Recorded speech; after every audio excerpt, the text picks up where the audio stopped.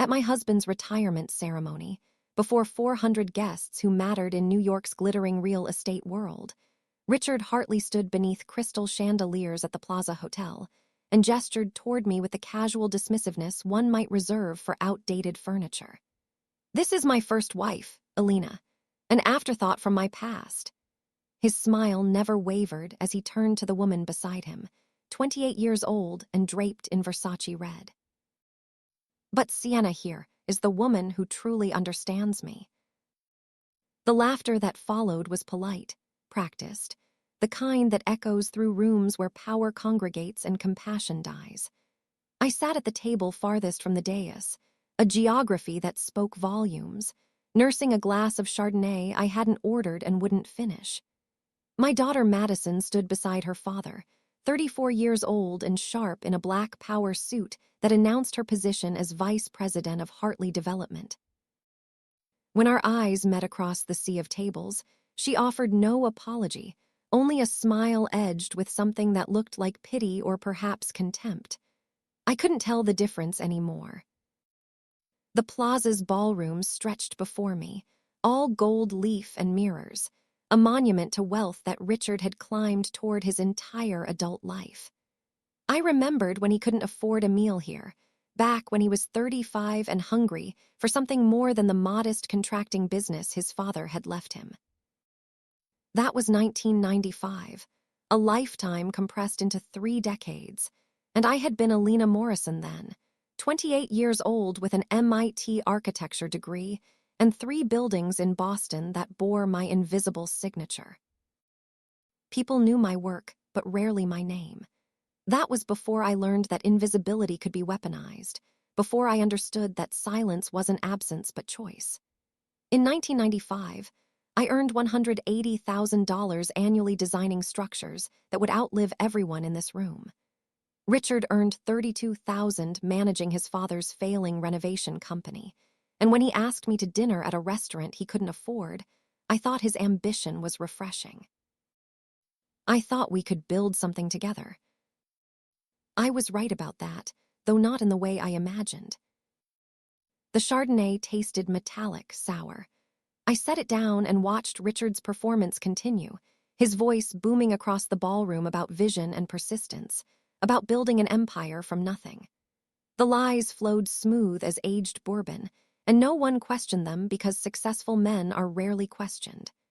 Sienna touched his arm at calculated intervals, her diamond engagement ring catching light like a warning flare.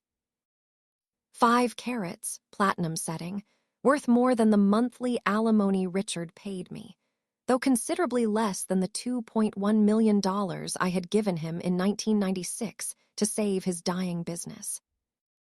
But that money had disappeared from every official record, erased as cleanly as my contributions to the 15 buildings that became Hartley Development's foundation.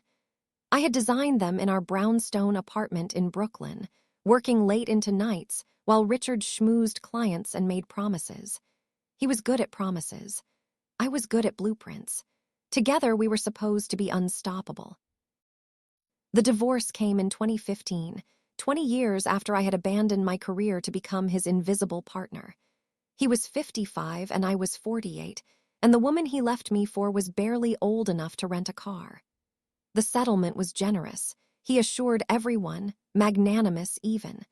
$50,000 monthly, a small house in Montana, freedom to start over.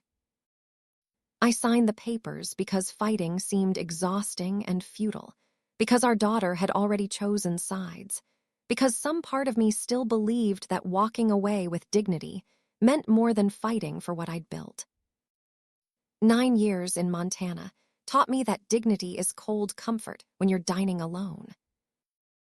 The house sat at the end of a dirt road outside Billings, $800,000 worth of timber and mountain views, paid in full with no mortgage.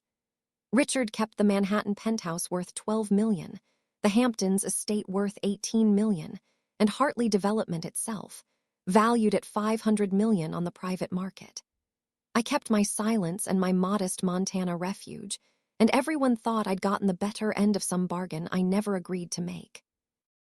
What they didn't know What Richard never discovered during the divorce proceedings was that I had $3.2 million in a diversified portfolio built slowly over 9 years of alimony payments and careful investment.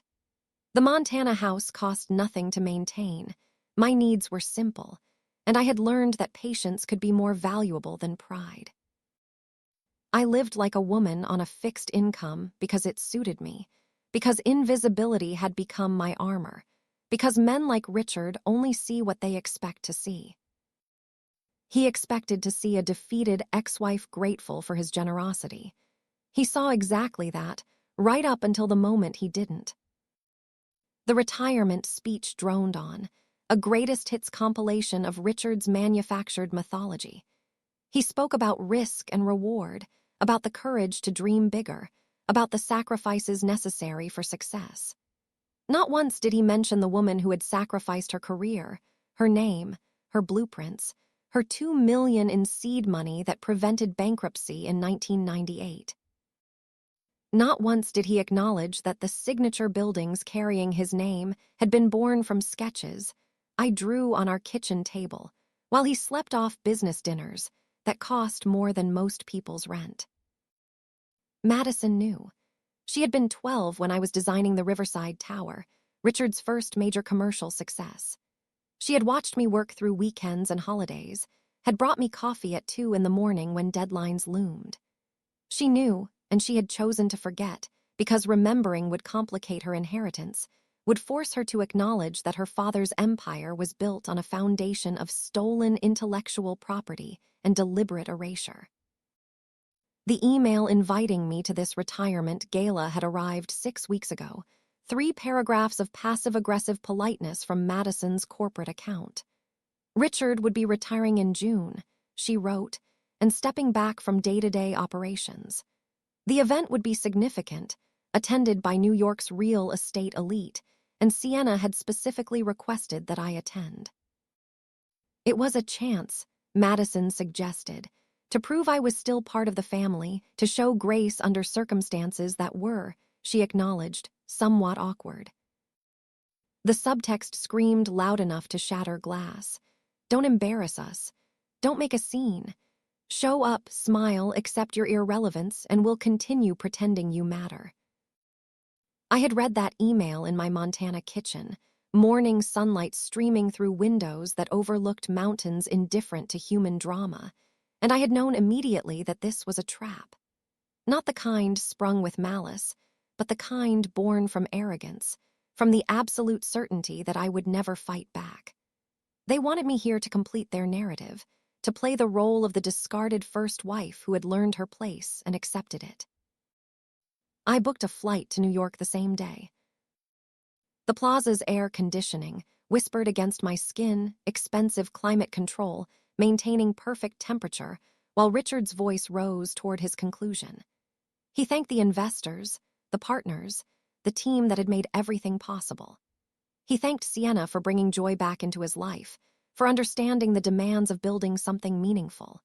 He thanked Madison for being brilliant and driven, for proving that the next generation would carry the Hartley name even higher. He never said my name again. I had been mentioned once, dismissed as an afterthought, and that was apparently sufficient acknowledgement for 2 decades of stolen labor. The applause built like a wave, hundreds of hands coming together in appreciation for a man who had perfected the art of taking credit. I didn't clap. I sat motionless, hands resting on the white tablecloth, and I let the moment wash over me while I planned my next move. Because I had come here with more than wounded pride and bitter memories. I had come with documentation. The Montana house had a basement, dry and cool, perfect for storage. In a fireproof safe bolted to the concrete floor, I had kept everything. Every bank statement from 1996 showing $2.1 million transferred from my personal accounts to Richard's failing business. Every blueprint sketch bearing my signature, and the dates that proved I had designed Hartley Development's first 15 buildings before Richard filed the official permits. Every email from our marriage where he praised my talent, promised partnership, swore that everything we built would be ours together. I had kept it all because architects understand foundations. We don't build on sand. We build on bedrock, and we always keep the original plans. Richard stepped down from the podium to standing ovation, and the ballroom erupted into champagne toasts and networking conversations. I stood, smoothing the gray Chanel suit I'd worn precisely once before, in 1998, the year I won the Architecture Excellence Award for the Riverside Tower design that had made Richard's reputation. The suit still fit, vintage but timeless, a ghost from a past that refused to stay buried. Madison materialized beside my table, her expression carefully neutral, her eyes calculating the same way Richard's did when assessing a potential deal. "Mom, you came." Her voice carried surprise but not warmth, as if my presence was unexpected despite the email she had sent demanding it. I met her gaze directly, refusing to look away first, refusing to grant her the power of my discomfort. "You invited me." "Sienna invited you. She thought it would look better, more civilized." Madison glanced toward the dais where Sienna held court among admirers, her youth and beauty drawing attention the way lighthouses draw ships. "I'm glad you're here, though. We should talk." The words landed heavy with unspoken agenda. This wasn't maternal reconnection or filial obligation. This was business, and Madison had learned from her father that business required careful positioning before the actual negotiation began. I nodded once, watching her process my compliance as victory, and I let her believe she was controlling this conversation. We moved to a quieter corner of the ballroom, away from the clusters of real estate developers and investment bankers who circulated like sharks scenting blood in water. Madison's heels clicked against marble floors, a rhythm I recognized from childhood, the sound of a woman in a hurry to become someone important. She had succeeded, climbing the corporate ladder at Hartley Development with determination I might have admired under different circumstances. "The retirement is actually a transition," Madison began, her tone shifting to what I called her boardroom voice, clipped and efficient. "Dad's stepping back but maintaining a 40% stake in the company. I'll take over as CEO, Sienna will handle the charitable foundation, and we're planning an IPO for September." Initial public offering.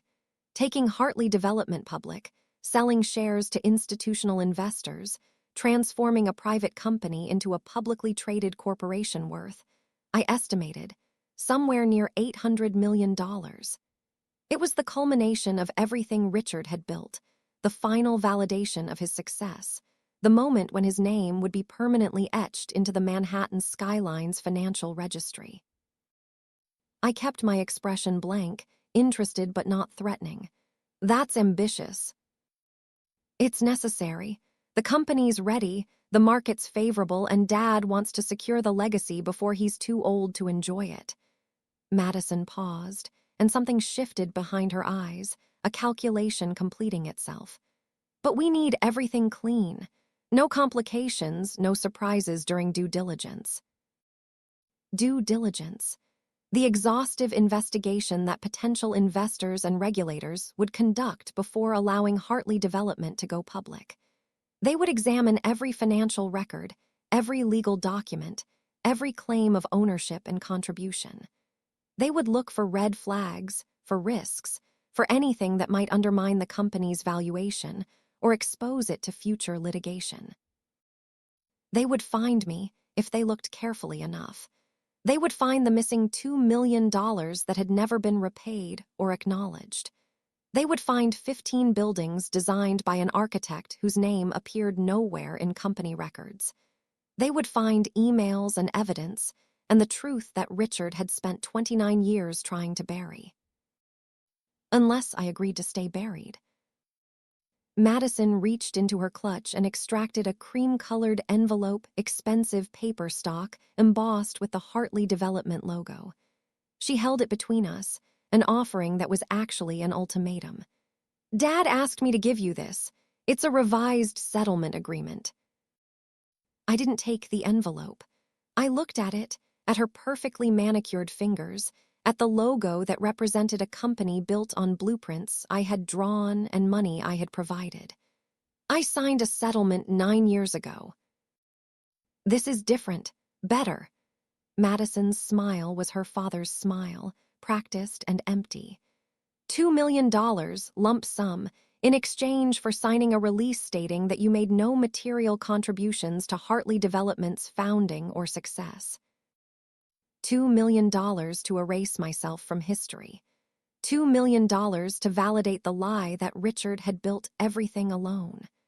$2 million to let him take my company public without the messy complication of acknowledging that his empire's foundation was stolen property. The mathematics were deliberately insulting. 50,000 monthly for 9 years equaled 5.4 million already paid. If I lived another 25 years to 83, which was entirely plausible given my health and genetics, he owed me 15 million more in alimony. They were offering 2 million as a buyout, saving themselves $13 million while simultaneously securing my silence about contributions worth potentially 40% of an $800 million company. 40% of $800 million was $320 million. They were trying to buy my silence and my legacy for $2 million, less than 1% of what I was actually owed. I had never been particularly good at mathematics, but even I could calculate theft when it presented itself wrapped in expensive stationery. "I'll need to review it with an attorney," I said, buying time, keeping my voice level and unremarkable. Madison's posture relaxed fractionally, reading my compliance as capitulation, and I let her believe what she needed to believe. "Of course, take a few days, but we need an answer by next week. The IPO timeline is tight." She pressed the envelope into my hand, her fingers cold despite the ballroom's perfect temperature. "And Mom, this is generous, Dad's being more than fair." Fair, the word hung between us, heavy with irony that Madison either couldn't perceive or chose to ignore. I tucked the envelope into my purse without opening it, noting its weight, memorizing the feel of paper that represented everything wrong with the family I'd built and lost. Across the ballroom, Richard held court with investors and admirers, Sienna attached to his arm like an expensive accessory. He looked older than 64, the strain of maintaining his empire beginning to show in the lines around his eyes, the slight stoop to shoulders that had once seemed invincible. Success had cost him something fundamental, had hollowed him out from the inside, leaving only the shell of ambition and the desperate need to be remembered as self-made. 7-year-old Lucas appeared at Sienna's side, dressed in a miniature suit that probably cost more than my monthly grocery budget. Richard's son, the heir he'd created with his third wife, the child who would inherit a legacy built on lies.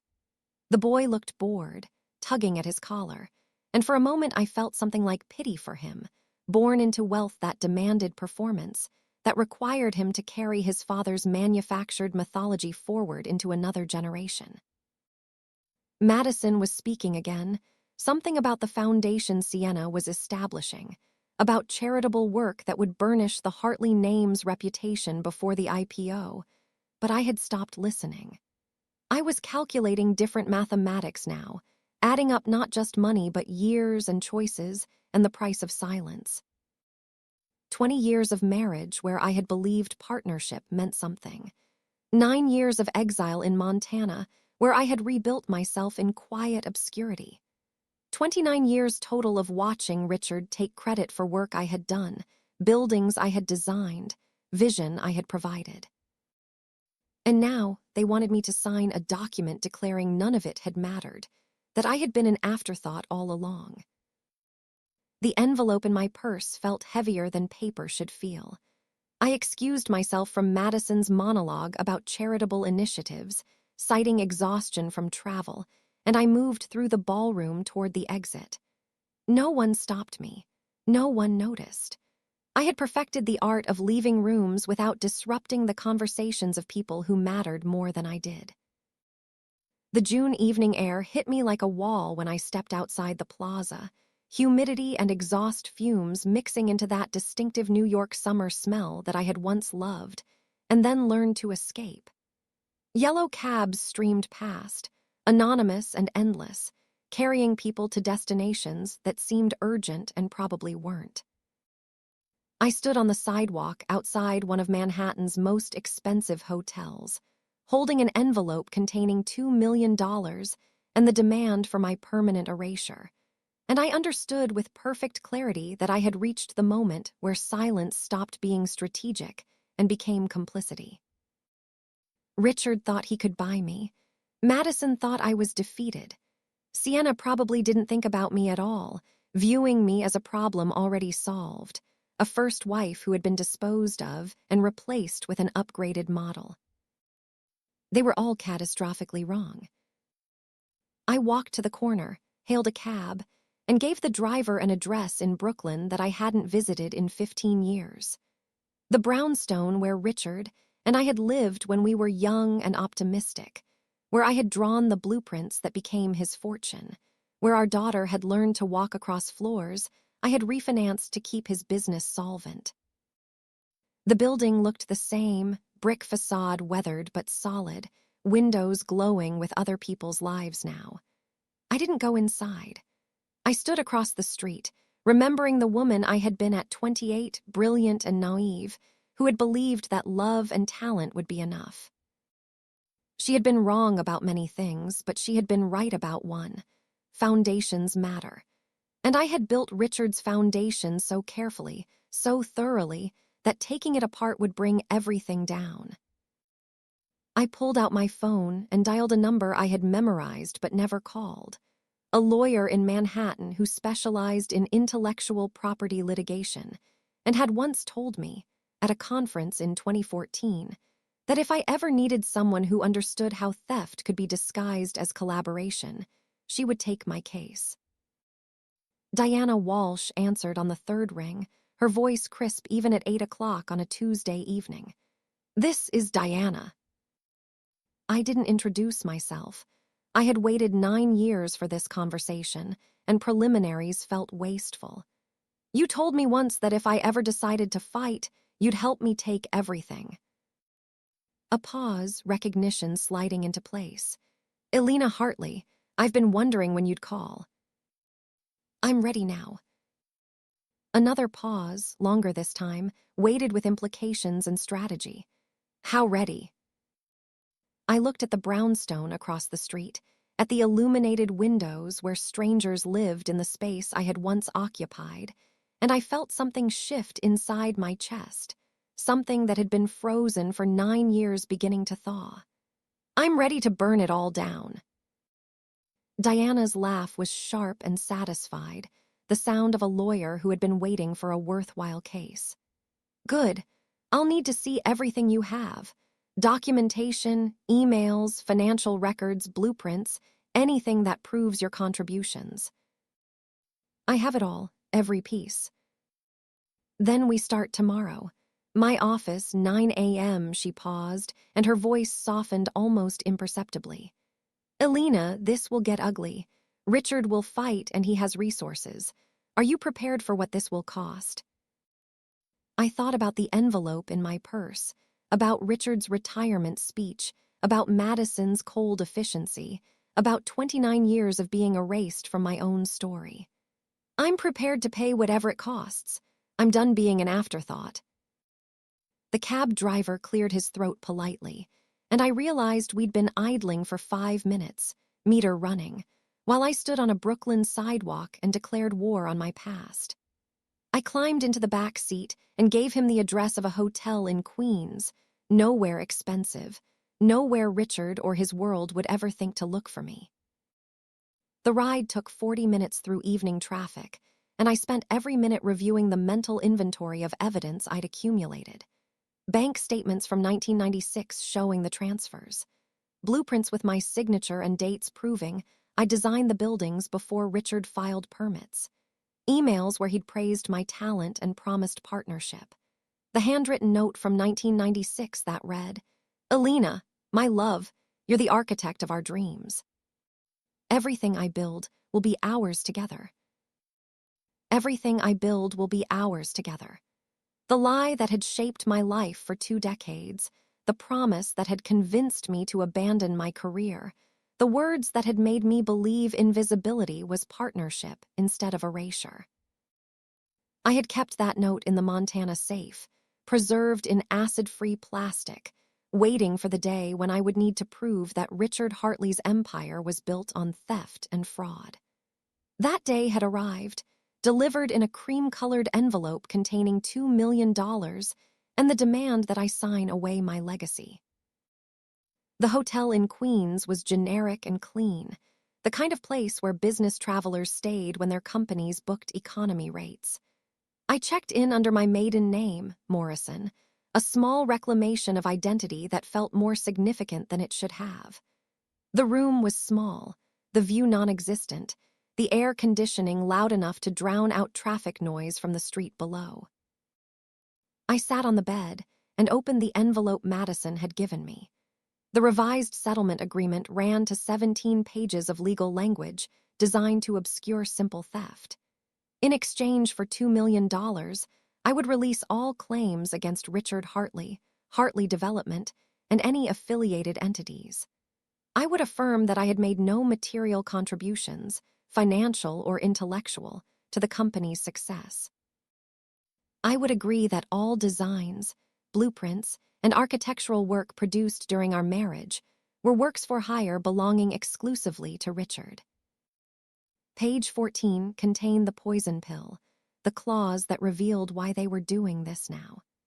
Party A acknowledges that Party B's planned initial public offering requires clear documentation of all founding contributions and intellectual property ownership, and Party A agrees that any future claims would constitute fraud and interference with prospective business relationships. They weren't just buying my silence.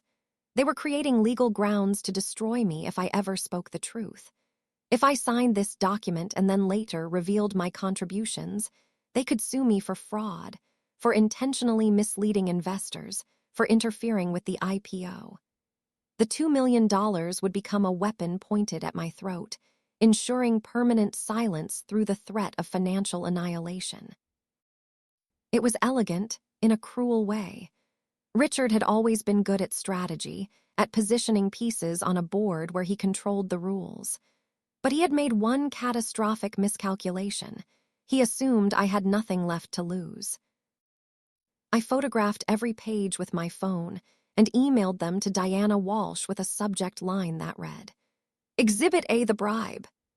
Then I lay back on the hotel bed and stared at the ceiling, listening to air conditioning rattle against the window frame, and I let myself feel the full weight of 29 years of accumulated rage. Not the hot anger that burns itself out quickly. The cold kind, the patient kind, the kind that waits and watches and builds a case brick by careful brick until the moment arrives to bring the whole structure crashing down. Richard had taught me about foundations, about building things that lasted. He'd taught me by stealing my work, by erasing my name, by transforming my labor into his legacy. And in doing so, he'd taught me exactly how to dismantle everything he'd built. Tomorrow I would meet with Diana Walsh. We would review the evidence, build the legal strategy, calculate the damage we could inflict. But tonight, alone in a Queens hotel room that cost $87 including tax, I allowed myself to imagine Richard's face when the lawsuit arrived. When the IPO collapsed under the weight of fraud allegations. When Madison realized her inheritance was built on stolen property. When Sienna discovered that the man she'd married was a charlatan who'd built his empire by stealing from the woman he'd promised to cherish. I imagined their shock, their denial, their scrambling to contain the damage. I imagined lawyers and depositions and the slow, methodical process of proving the truth in a system designed to protect men like Richard. I imagined the satisfaction of watching my name restored to the buildings I'd designed, the acknowledgement that would come too late to save my career, but just in time to destroy his. And I imagined, most of all, the moment when Madison would have to choose between the truth and her inheritance, between her mother and her future, between family and money. She would choose money, I knew that already. But she would have to make that choice publicly, knowingly, and I would make sure she understood exactly what it cost. The air conditioner cycled off, and in the sudden quiet I could hear my own breathing, steady and calm. I wasn't afraid. I wasn't uncertain. I had spent 9 years in Montana learning patience, learning to live with less, learning that dignity without justice was just another form of defeat. Tomorrow the war would begin in earnest. Tonight I would sleep better than I had in years, because silence was no longer my burden. I had carried it long enough, had worn it like armor against wounds that never healed. But armor was meant to protect while you gathered strength, while you built your weapons, while you waited for the moment when defense could transform into attack. That moment had arrived, delivered in a cream-colored envelope by a daughter who thought I was defeated, and a husband who thought I was irrelevant. They were about to learn that Alina Morrison Hartley had never been an afterthought. I had been the thought all along, the idea behind everything they had, the architect who had drawn their dreams before they knew how to hold a pencil. And architects understand something fundamental that Richard had forgotten. We don't just build structures. We design them to specific tolerances, with precise load-bearing calculations, with the knowledge that every building has a weakness, a point where stress exceeds capacity and everything collapses. I had designed Richard's empire. I knew exactly where the weaknesses were. And tomorrow, I would begin the careful, methodical work of applying pressure until the whole thing came down. The night deepened outside my window, New York's endless lights creating an artificial twilight that never quite became darkness. I closed my eyes and thought about Montana, about the house at the end of the dirt road, about mountains that existed long before human ambition and would remain long after. I thought about returning there eventually, when this was finished, when justice had been served and accounts had been settled. But I wouldn't return as the woman who had fled there 9 years ago, defeated and diminished, grateful for whatever scraps Richard deigned to throw her. I would return as Alina Morrison Hartley, the architect who had built an empire and then torn it down, the woman who had learned that silence was only powerful when you chose when to break it. My phone buzzed with an email from Diana Walsh.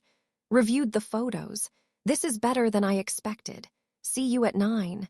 Bring everything. I smiled in the darkness of a hotel room that would never remember my name, and I began mentally cataloging the evidence that would destroy Richard Hartley's carefully constructed mythology. Bank statements and blueprints and emails, and that handwritten note promising partnership that had become prophecy instead. Everything I build will be ours together. He had been right about that, though not in the way he intended. He had built an empire on stolen work, and now that empire would belong to both of us, him as the face, me as the foundation that was about to crack. I fell asleep counting not sheep but buildings, 15 structures scattered across Manhattan, each one containing my invisible signature, each one a monument to theft disguised as achievement. Tomorrow I would begin making them visible again, making myself visible again, reclaiming space in a story that had tried to erase me. Richard Hartley had called me an afterthought in front of 400 people who mattered in New York real estate. By the time I was finished, he would understand that I had never been an afterthought at all. I had been the first thought, the foundational thought, the thought without which nothing else he'd built could stand. And when that understanding arrived, when the lawsuits and investigations and collapsed IPO made it impossible to ignore, I would be there to watch everything I'd created come crashing down on the man who'd stolen it. Not with anger, not with vindication, but with the quiet satisfaction of an architect who had finally built something that would last. Justice. Diana Walsh's office occupied the 42nd floor of a building in Midtown that had been designed by someone who understood that power required height. Floor-to-ceiling windows framed Manhattan like a trophy, the city spreading beneath us in steel and glass and concrete ambition. I arrived at 8:45, 15 minutes early, because architects learn that precision matters in ways most people never comprehend. The receptionist led me to a conference room where Diana already sat surrounded by 3 laptops, 2 legal pads, and a coffee pot that looked like it had been working overtime. She stood when I entered, 55 years old and sharp in navy blue, her handshake firm enough to communicate competence without performing dominance. "You brought everything." I set the rolling suitcase on the polished table between us, the same luggage I'd used to transport my life from New York to Montana 9 years ago. Inside were bankers' boxes organized with the methodical care of someone who had spent decades designing structures where every measurement mattered. Everything Richard doesn't know exists. Diana opened the first box and pulled out a file labeled Financial 1996-1998. Her eyes moved across the bank statements, and I watched her expression shift from professional interest to something sharper, more predatory. 2.1 million over 30 months, all from your personal accounts. He was 3 weeks from bankruptcy. The business his father left him was hemorrhaging money, and banks wouldn't touch him. I pulled out another file, this one containing Richard's handwritten note from March 1996, the ink slightly faded but the words still clear. He promised it was temporary. He promised partnership. Diana read the note aloud, her voice flat and factual, stripping away the emotion that had been embedded in those words when they were written. "Alina, my love, you're the architect of our dreams. Everything I build will be ours together. I swear it." She looked up, and something in her face told me she had seen this pattern before, had represented other women whose dreams had been stolen by men who confused ownership with collaboration. "Do you have his signature on any loan documents? Any formal acknowledgement of debt?" "He never signed anything. I wired the money directly to his business account because he said formal paperwork would complicate things." The admission tasted bitter even after 28 years. I was 28 and in love, and I believed that marriage made us partners in everything. "Legally, you were partners in nothing until you signed the marriage certificate 6 months later." Diana made notes on her legal pad, her handwriting precise and rapid. "But we can establish an implied partnership, especially with this note. Everything I build will be ours together. That's a clear statement of intent regarding joint ownership." I opened the second box, pulling out the blueprints that had been stored in acid-free sleeves for nearly 3 decades. 15 buildings, each one bearing my signature in the bottom right corner, each one dated months before Hartley Development filed the official permits that claimed Richard as the sole designer. Diana spread them across the conference table, creating a timeline of theft disguised as achievement. Riverside Tower, February 1997.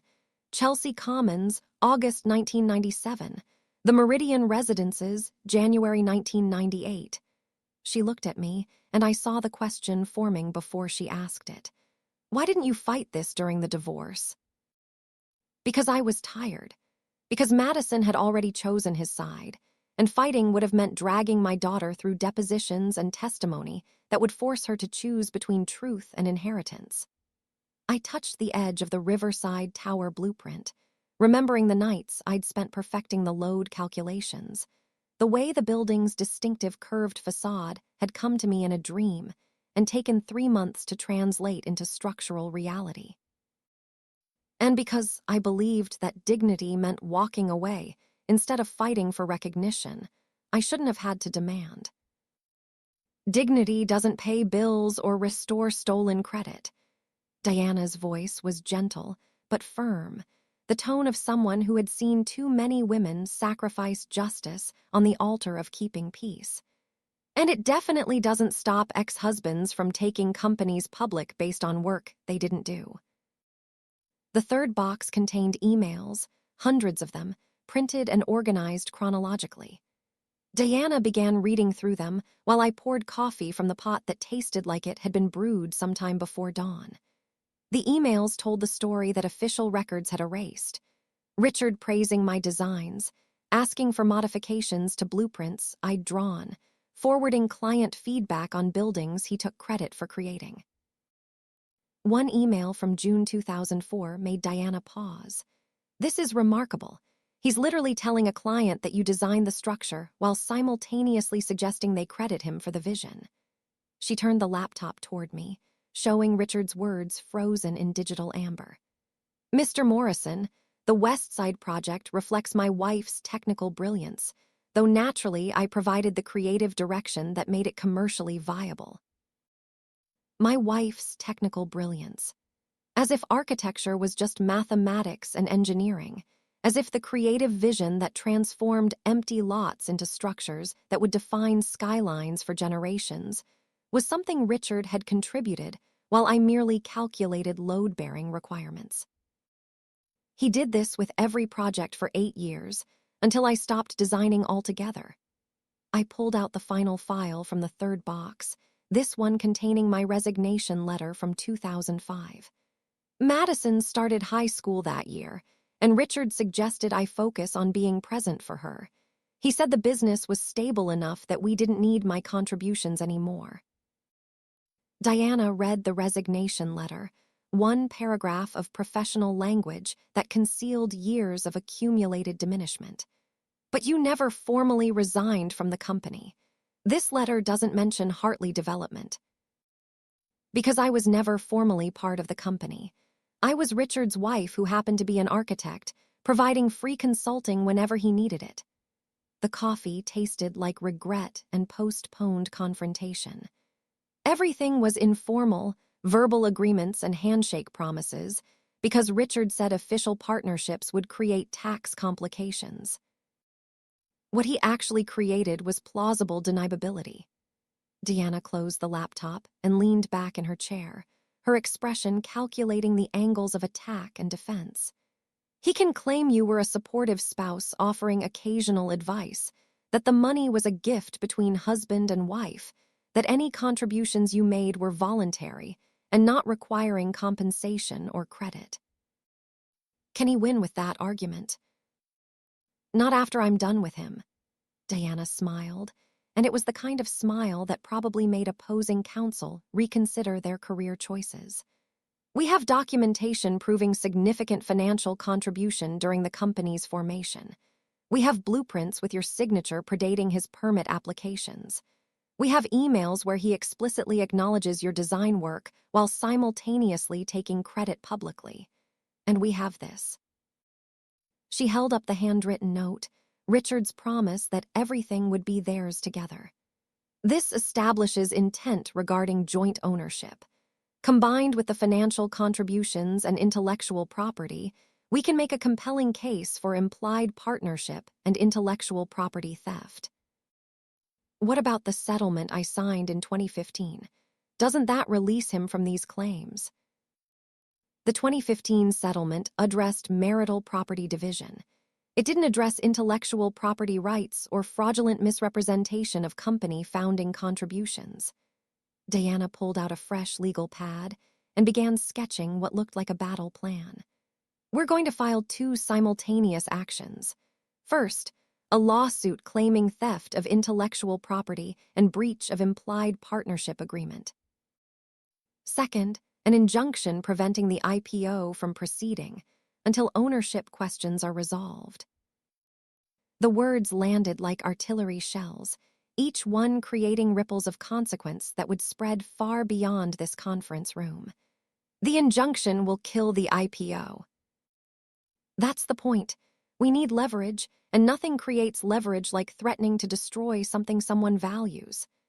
Diana's pen moved across the legal pad, creating lists and timelines and strategy points. "Richard values his legacy and his public offering. Madison values her inheritance and her position as CEO.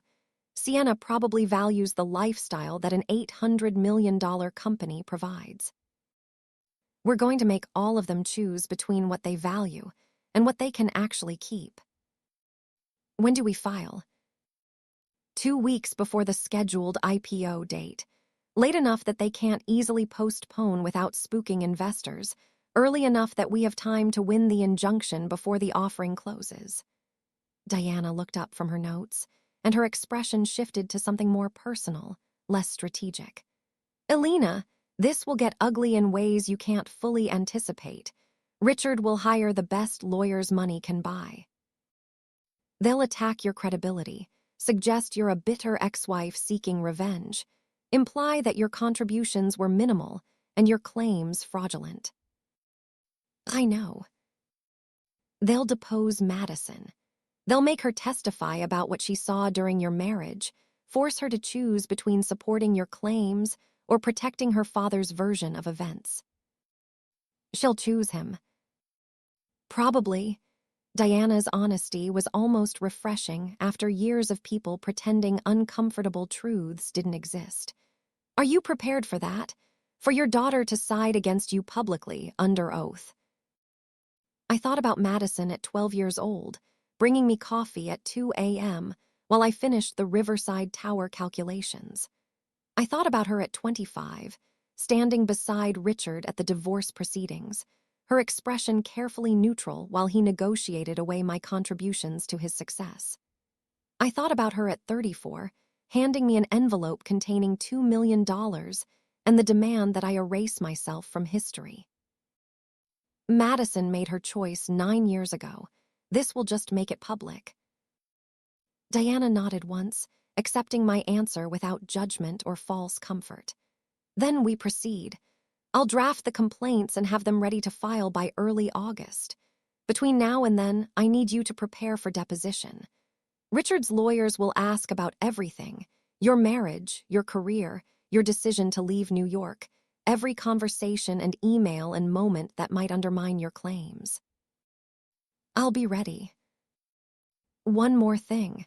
Diana's voice shifted, becoming more careful. There's a man you should meet.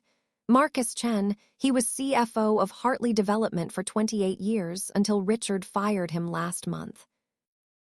The name meant nothing to me. Why was he fired? Officially, budget restructuring ahead of the IPO. Unofficially, Diana pulled up an email on her laptop and turned it toward me. He reached out after seeing preliminary news coverage about Richard's retirement. He says he has information about financial irregularities in the company's early years. I read the email Marcus Chen had sent to Diana's office.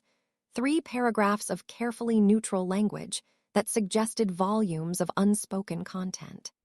He wanted to discuss certain accounting decisions made in 1996 through 1998, decisions that had involved removing specific contributions from official documentation while maintaining them in internal records for audit purposes.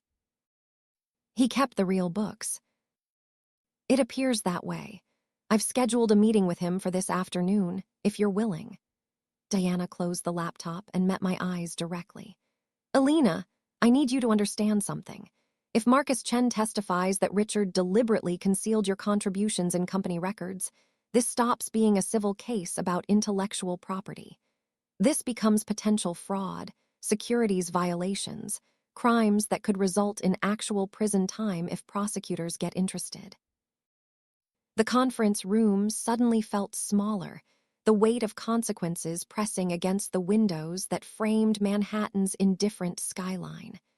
I don't want Richard in prison. I want my name on the buildings I designed. What you want and what happens aren't always the same thing.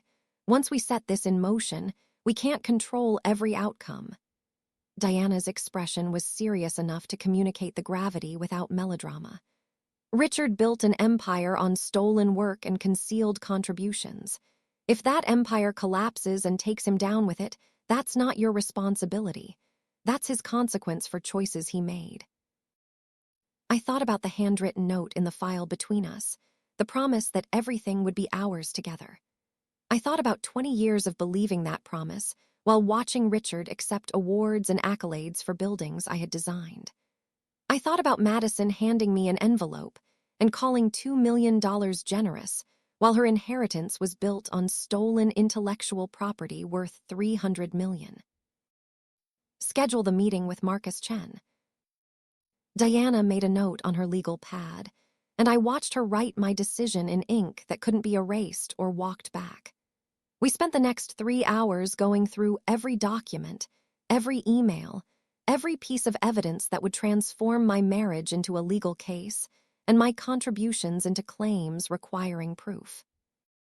By noon, my entire history with Richard had been reduced to exhibits and evidence markers. Love transformed into litigation. Diana ordered lunch from a place that delivered food too expensive for its portion sizes, and we ate while reviewing deposition strategies and potential arguments opposing counsel might deploy. They'll argue that you benefited from Richard's success through alimony and the divorce settlement, Diana said around a bite of salad that probably cost $30. They'll say you were compensated for any contributions through the marital property division. The settlement gave me a house worth $800,000 and $50,000 monthly in alimony. Richard kept a company worth $500 million, which they'll argue was built primarily through his business development skills and client relationships, not through architectural design. Diana set down her fork and looked at me with the expression of someone delivering news that wouldn't be welcome. Alina, I need you to be realistic about outcomes. Best case scenario, we prove your contributions and you're awarded significant ownership stake in the company. Worst case, we lose and you're on the hook for Richard's legal fees plus your own. What's the middle scenario? Settlement. Richard offers you enough money to make this go away without admitting wrongdoing or giving you ownership stakes. Diana paused, choosing her next words carefully. That settlement would probably be substantial. $20, maybe $30 million plus public acknowledgement of your contributions. $30 million. More money than I could spend in 3 lifetimes, enough to live anywhere I wanted and never worry about budgets or alimony payments or the cost of dignity. Enough to make this all go away without the ugliness of trials and depositions and forcing Madison to choose sides under oath. If I wanted money, I would have signed their $2 million bribe. I pushed away the half-eaten salad that had cost more than my weekly grocery budget in Montana. I want my name on the buildings. I want the record to show that Alina Morrison Hartley designed the foundation of Richard's empire. Then that's what we'll fight for. Diana's phone buzzed and she glanced at the screen. Marcus Chen is here. Are you ready? I wasn't sure what being ready for this conversation would feel like, but I nodded anyway. Diana led me to a smaller conference room where a man in his early 60s waited, his suit expensive but slightly worn, his expression carrying the weight of someone who had worked for a man like Richard long enough to understand the cost of loyalty. Marcus Chen stood when we entered, his handshake brief and professional. Mrs. Hartley, thank you for meeting with me. Ms. Morrison, actually. I've gone back to my maiden name. The lie came easily, a small reclamation of identity that felt more honest than the name I'd carried for 20 years. We sat across from each other, Diana between us like a referee preparing for combat. Marcus pulled a flash drive from his briefcase and set it on the table with the careful precision of someone placing evidence that could destroy lives. I was Richard Hartley's CFO for 28 years. I managed every financial record, every audit, every transaction that built Hartley Development from a failing renovation company into a $500 million enterprise. His voice was steady, but contained undercurrents of something that sounded like regret. I also maintained 2 sets of books, the official records that showed Richard as sole founder and financial backer, and internal records that showed the truth. Diana leaned forward. Why maintain separate records? Because Richard insisted, and I was young enough to believe that loyalty to my boss was more important than accuracy in documentation. Marcus touched the flash drive, but didn't push it across the table yet. In 1996, when the business was weeks from bankruptcy, Alina Morrison transferred $2.1 million into the company account. Richard told me to record it as a personal loan from him to the business, to make it look like he had saved the company with his own capital. The confirmation of what I'd always known still landed like a physical blow. He claimed my money as his own. Yes, and when I questioned the legality of that accounting, he told me it was a marital asset and therefore technically his to claim. Marcus's expression suggested he'd known even then that the argument was specious at best. I was 29 years old and terrified of losing my job, so I did what he asked. I created official records showing Richard's capital investment and kept the real wire transfer documentation in a separate file. Diana made notes, her pen moving rapidly across her legal pad. What else did you conceal in the official records? Alina's design work. Between 1996 and 2005, she created the architectural plans for 15 major projects.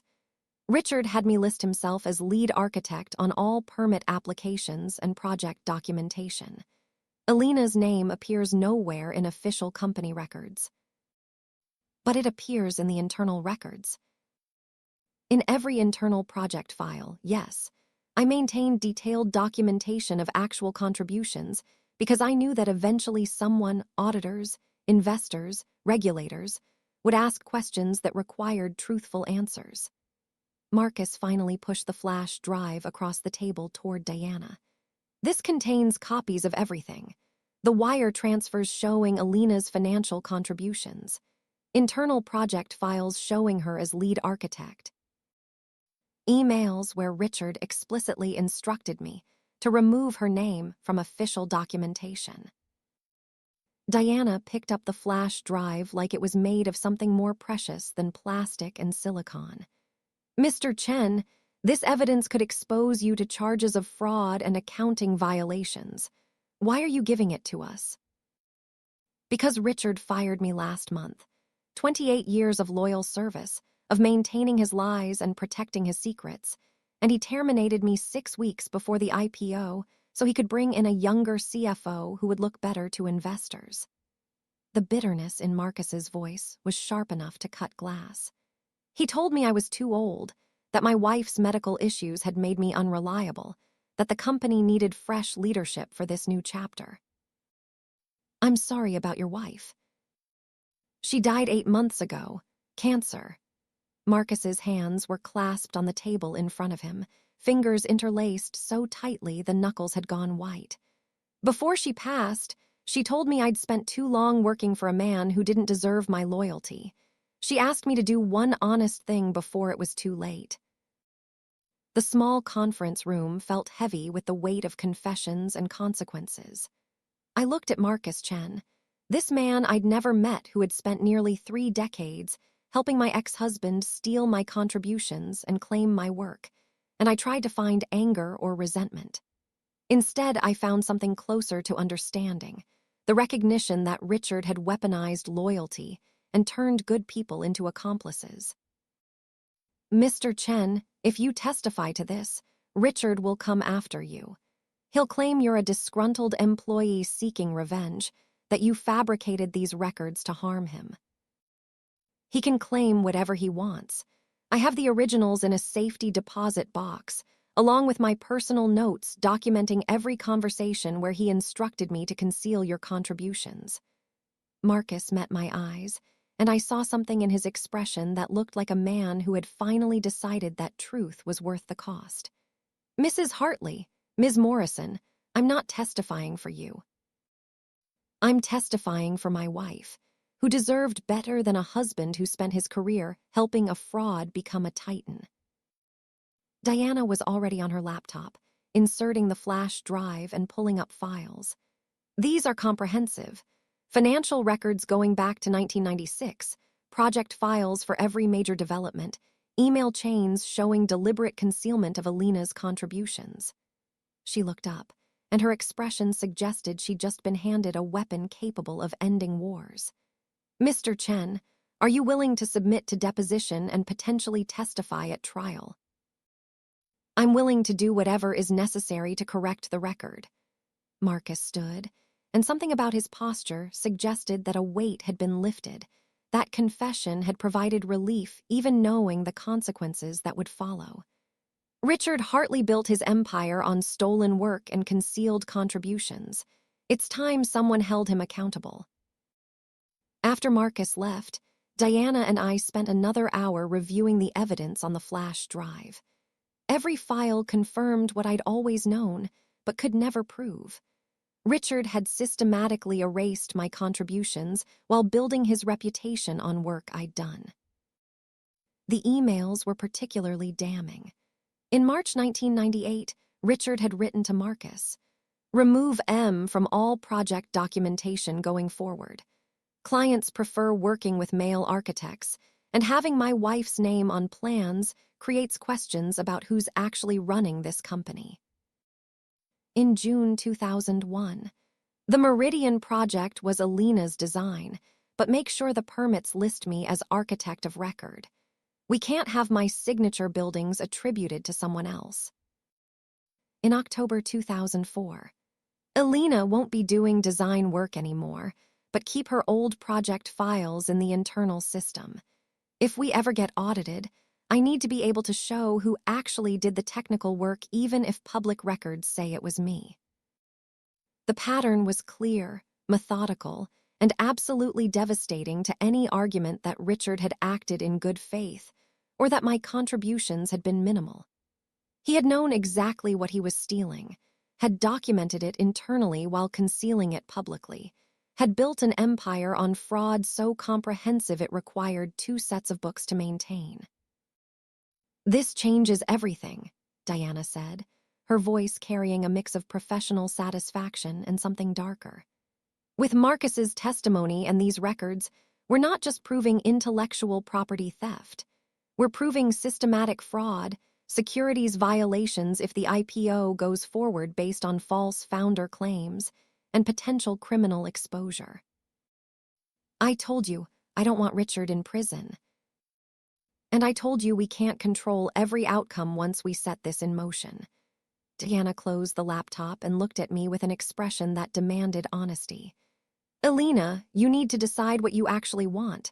Justice, revenge, recognition, money, because those things aren't always compatible and pursuing one might cost you others." I stood and walked to the window, looking down at Manhattan 42 floors below. People moved through streets like blood through arteries, each one pursuing their own version of success or survival or something in between. Somewhere down there, Richard was probably having lunch with investors, selling them a vision of Hartley Development's future that was built on a foundation of lies. I want the truth in the public record. I want my name on the buildings I designed. I want Madison to see what her father really is, even if she still chooses him over me. I turned back to Diana, and I felt the clarity that comes from finally knowing what you're willing to sacrifice for what you need. And I want Richard to understand that you can't build a legacy on stolen work without consequences. Then we file in 2 weeks. We request expedited hearing on the injunction, force Richard to respond quickly without time to prepare a careful defense. Diana began packing documents back into boxes, her movements efficient and purposeful. "Between now and then, you need to prepare for war. Richard will retaliate, Madison will be furious, and there's a chance this destroys your relationship with your daughter permanently." "There's nothing left to destroy. She chose money over truth 9 years ago." The words tasted bitter but true. Madison had been 12 when she brought me coffee while I designed the Riverside Tower. She had been 25 when she stood beside Richard during the divorce, silent while he negotiated away my contributions. She had been 34 when she handed me an envelope demanding I sign away my legacy for $2 million. At some point during those 22 years, my daughter had learned that wealth was more valuable than honesty. That inheritance mattered more than integrity. Richard had taught her that, and now she would learn the cost of that education. Diana walked me to the elevator, carrying the suitcase now filled with documents that would become exhibits in litigation that would define the rest of my life. "I'll call you in 3 days with draft complaints for your review. In the meantime, don't contact Richard or Madison. Don't respond to any settlement offers. Don't do anything that could be construed as negotiation or weakness." "I won't." The elevator descended 42 floors, counting down through levels of steel and ambition, while I thought about everything that would happen once these documents were filed. The lawsuits and depositions and headlines. The collapse of the IPO and the destruction of Richard's carefully planned legacy. The moment when Madison would have to choose between her mother's truth and her father's lies. I thought about all of it, and I felt something I hadn't experienced in 9 years. The absolute certainty that I was doing the right thing, even knowing the cost would be catastrophic. The lobby opened onto Midtown streets, where afternoon sun slanted between buildings, creating canyons of light and shadow. I stood on the sidewalk and called for a car to take me back to the hotel in Queens, and while I waited I looked up at the building that housed Diana Walsh's office, 42 floors of glass and steel, designed by someone who understood that architecture was power made visible. Richard had understood that too, which was why he'd stolen my designs and claimed them as his own. But he had forgotten something fundamental that every architect learns. Buildings require foundations, and if you build on lies, eventually the weight of your own ambition will bring everything crashing down. I had given him the foundation. Now I was going to take it back. The car arrived, and I climbed into the back seat with my suitcase full of evidence and my phone showing an email from Diana with the subject line, "Let's burn it down." I smiled, and it felt like the first genuine expression I'd worn since walking into the Plaza Hotel ballroom 3 days ago. Richard Hartley had called me an afterthought. Marcus Chen had helped him erase my contributions. Madison had chosen inheritance over honesty. And for 9 years, I had let them believe that silence meant defeat. They were about to learn that silence was just preparation, that patience was a weapon sharper than any knife, and that Alina Morrison Hartley had spent 9 years in Montana not hiding from her past, but building the case that would destroy their future. The car pulled into traffic, carrying me away from Midtown and toward the modest hotel room where I would spend the next 2 weeks preparing for war. But before we'd traveled 3 blocks, my phone rang with a number I didn't recognize. I answered, and Madison's voice came through the speaker, tight with an emotion I couldn't quite identify. "Mom, we need to talk. Now." Madison's voice through the phone speaker carried an edge I'd heard before, usually when she was negotiating contracts or terminating employees who had become inconvenient. "Mom, we need to talk. Now." The car idled at a red light, afternoon traffic, creating a gridlock of ambition and exhaust fumes. I could have ended the call, could have let Madison's urgency dissolve into voicemail and missed connections. Instead, I heard myself responding with a calmness I didn't entirely feel. "Where?" "The penthouse. Dad's at a lunch meeting until 4. A pause, weighted with implications. "Come alone." The line went dead before I could agree or refuse, leaving me with a phone screen showing the ended call and a choice that felt more like inevitability. The penthouse was the Manhattan residence Richard had kept in the divorce settlement, $12 million of views, and marble that I'd helped select when we purchased it in 2003, back when I still believed that building a life together meant something more than building his net worth.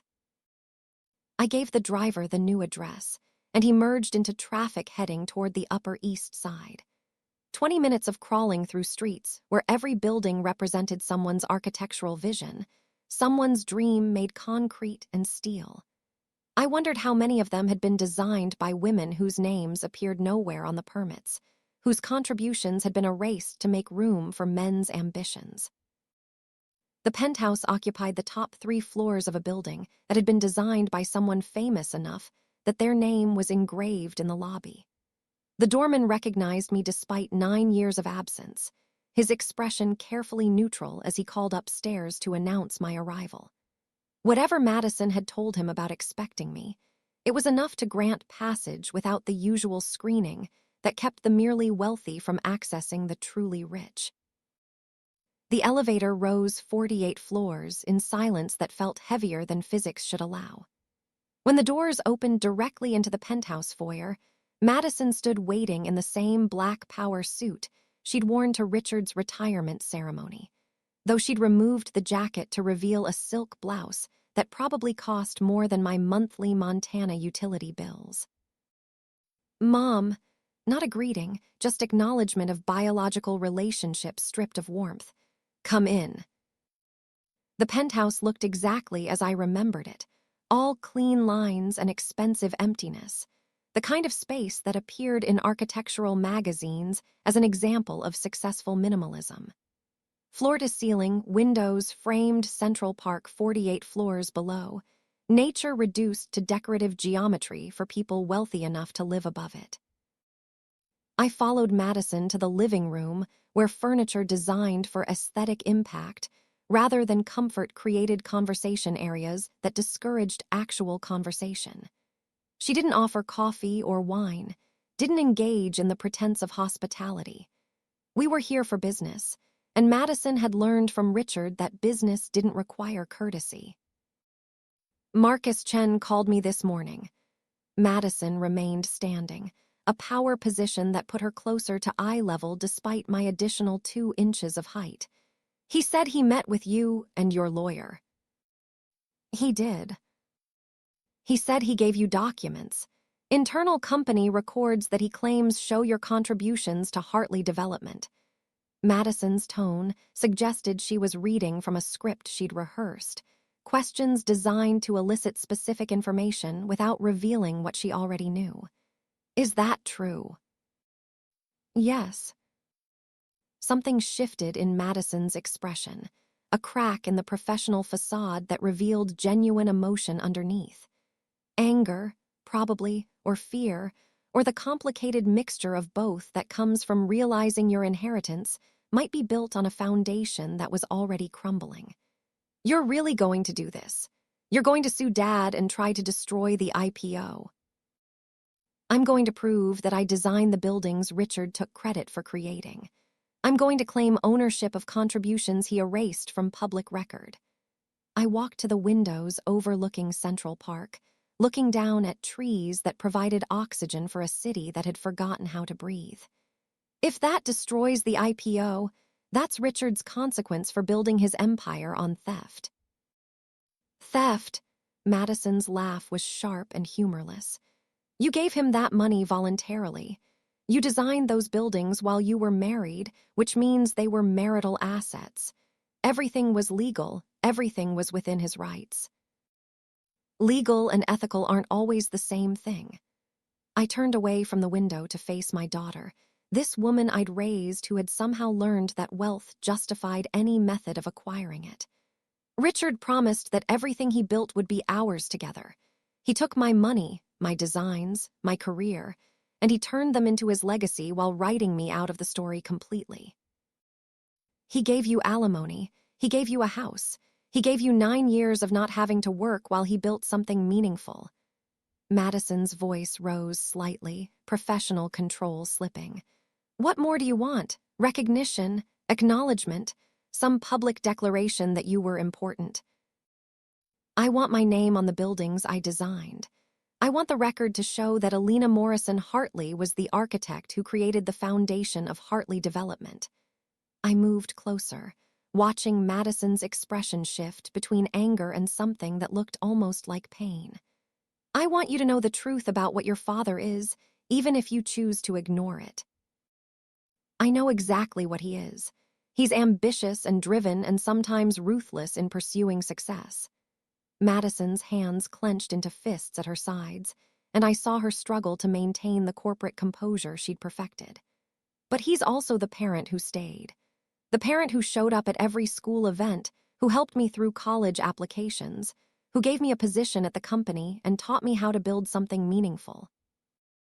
The accusation hung between us, unspoken but clear. Richard had been present while I had been absent, had provided stability while I had fled to Montana and spent 9 years in self-imposed exile.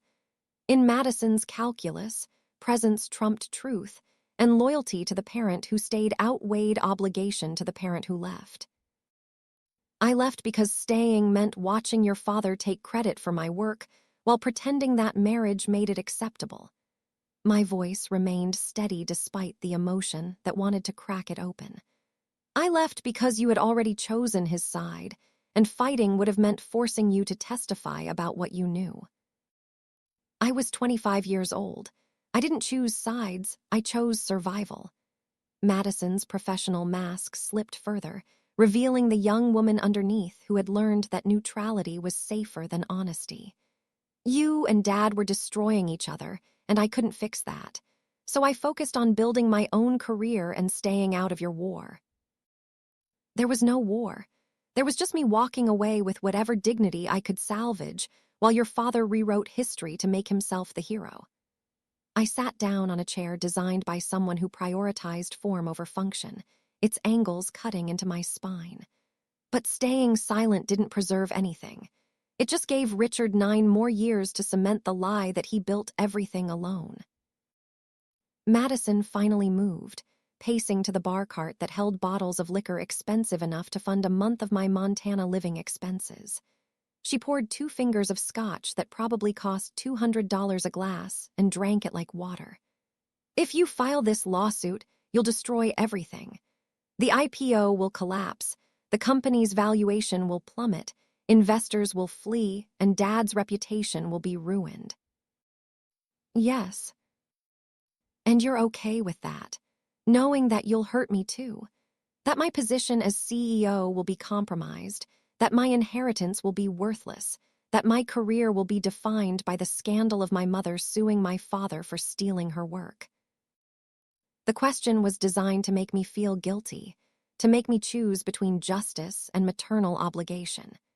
It might have worked 9 years ago, when I still believed that protecting Madison from difficult truths was more important than pursuing honesty. But 9 years in Montana had taught me that protecting people from consequences didn't help them grow. It just taught them that truth was negotiable and integrity was optional.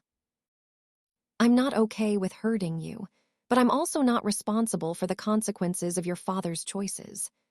I stood, needing movement to contain the emotion that wanted to overflow. Richard built his empire on stolen work. He maintained that empire through deliberate fraud and erasure of contributions.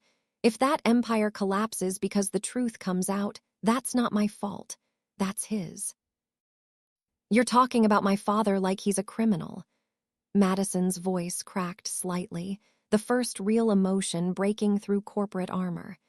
He's not perfect, but he's not a thief.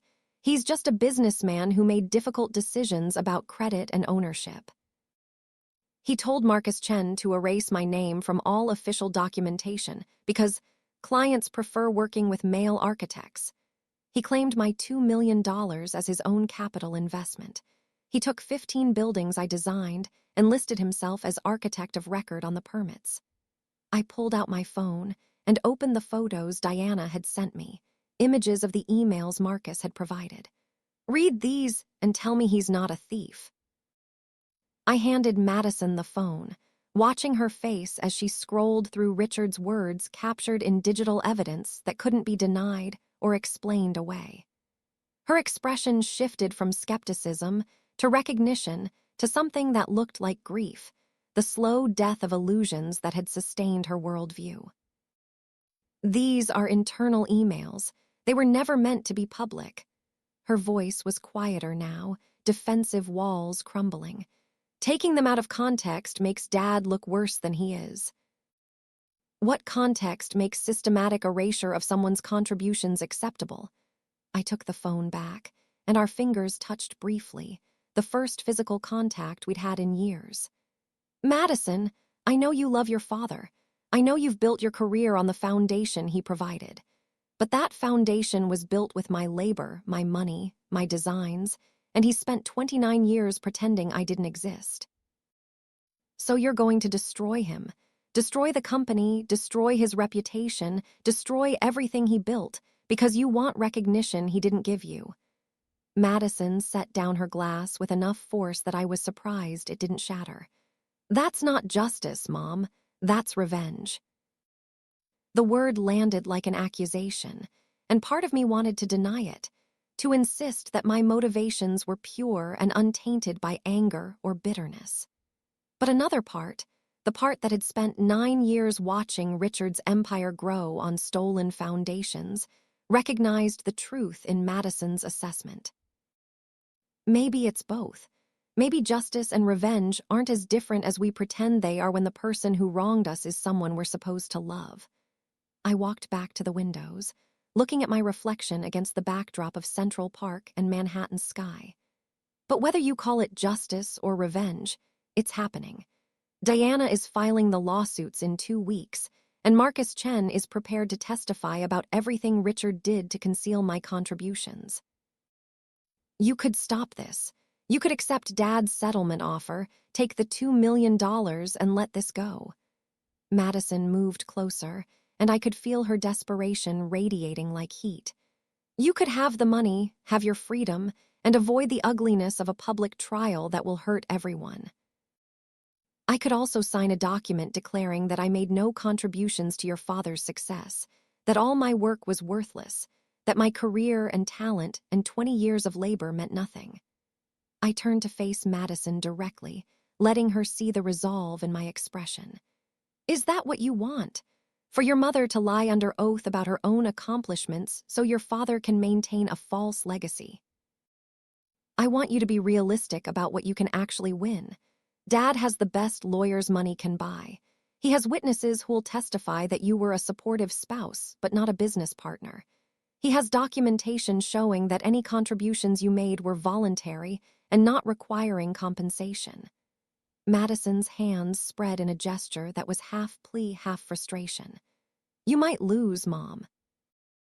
You might end up with nothing except legal bills and a destroyed relationship with your only daughter. I already have a destroyed relationship with my only daughter. That happened 9 years ago when you chose his side. The words came out harsher than I intended, but I didn't take them back. And I'd rather lose fighting for the truth than win by signing my name to lies. Madison's expression shuddered, professional mask sliding back into place to hide whatever damage my words had caused. Then, there's nothing left to discuss. You're determined to do this, and nothing I say will change your mind. I came here because you asked me to. I listened to your arguments because you're my daughter, and I owe you that much. I picked up my purse, preparing to leave this penthouse and this conversation that had gone exactly how I'd known it would. But I also owe myself the truth, and I owe the record the facts about who actually built Hartley Development. Wait. Madison's voice stopped me at the elevator doors. Before you go, I need you to understand something. When you file these lawsuits, when you destroy Dad's reputation and collapse the IPO, I will testify against you.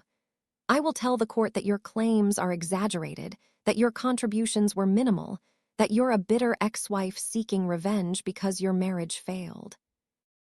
The threat was delivered calmly, professionally, without malice, but with absolute certainty. Madison had made her choice, had decided that inheritance and career and loyalty to Richard mattered more than honesty or maternal bonds. Part of me had expected this, had prepared for this moment, but hearing the words still felt like a wound that wouldn't stop bleeding. I know you will, and I'll forgive you for it, because I understand that your father has taught you that wealth is more valuable than integrity. I pressed the elevator button, listening to the machinery engage 48 floors above the street. But someday you'll have children of your own, and they'll ask you about their grandfather's empire, and you'll have to decide whether to tell them the truth or pass on his lies. That's not fair. Nothing about this is fair. Your father stole my work and claimed it as his own. You're choosing to protect him rather than acknowledge the truth. I'm about to destroy both your careers and possibly our relationship permanently." The elevator doors opened, revealing the small box that would carry me away from this conversation, and this penthouse, and this daughter who had learned all the wrong lessons. Fair stopped being relevant a long time ago. I stepped into the elevator, and Madison's face was the last thing I saw before the doors closed, her expression caught between anger and grief, and something that might have been regret if she'd allowed herself to feel it. The descent took 60 seconds that felt longer, each floor a countdown toward the moment when I would step back onto Manhattan streets and into a war that would define the rest of my life. The lobby was empty except for the doorman who'd allowed my entry, his expression still carefully neutral as I walked past him into afternoon light that felt too bright after the penthouse's carefully controlled atmosphere. I stood on the sidewalk and called Diana Walsh, needing to report this conversation before its implications fully settled. Diana answered immediately. "How did it go?" "Madison knows about Marcus Chen. She knows about the documents." I watched traffic flow past, yellow cabs and black cars carrying people toward destinations that probably mattered less than they thought. "She asked me to take the settlement and drop the case." "And you said?" "I said I'd rather lose fighting for truth than win by lying about my contributions." The words sounded braver than I felt, standing on a sidewalk outside the penthouse I'd once called home. "She also said she'll testify against me, that she'll tell the court my claims are exaggerated and motivated by bitterness." Diana was quiet for a moment, and I could hear her processing the strategic implications. "That's not unexpected. Richard will use her testimony to paint you as an unreliable narrator seeking revenge rather than justice." "Can we win if my own daughter testifies against me?" "We can win because we have documentation that doesn't depend on anyone's testimony. Bank records, blueprints, emails, Marcus Chen's internal files." Diana's voice carried the confidence of someone who had 147 of her last 50 cases. "Madison's testimony might undermine your credibility, but it can't erase the evidence that proves Richard systematically concealed your contributions." "What happens next?" "Next, you go back to your hotel and prepare for the reality that your daughter has chosen her inheritance over her mother." Diana's tone softened slightly, acknowledging the personal cost beneath the legal strategy.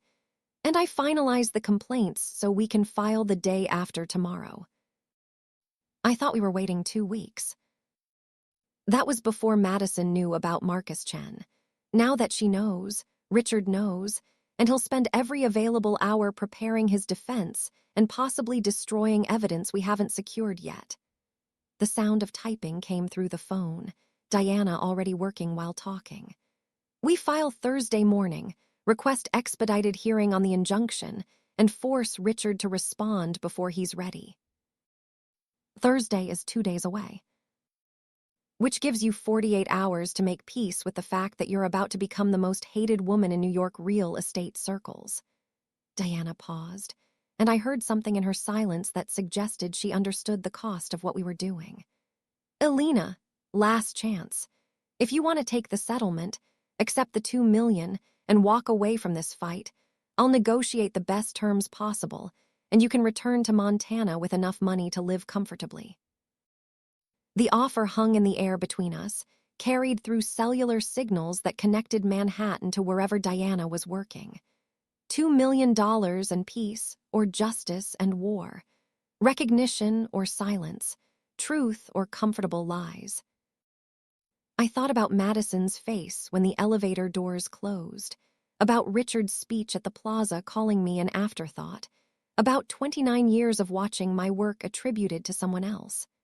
I thought about the buildings scattered across Manhattan that bore my invisible signature, monuments to theft disguised as achievement. "File the complaints Thursday morning. I'm done being silent." "Then I'll see you in court." Diana ended the call, leaving me alone on an Upper East Side sidewalk with a decision that couldn't be undone and consequences that couldn't be avoided.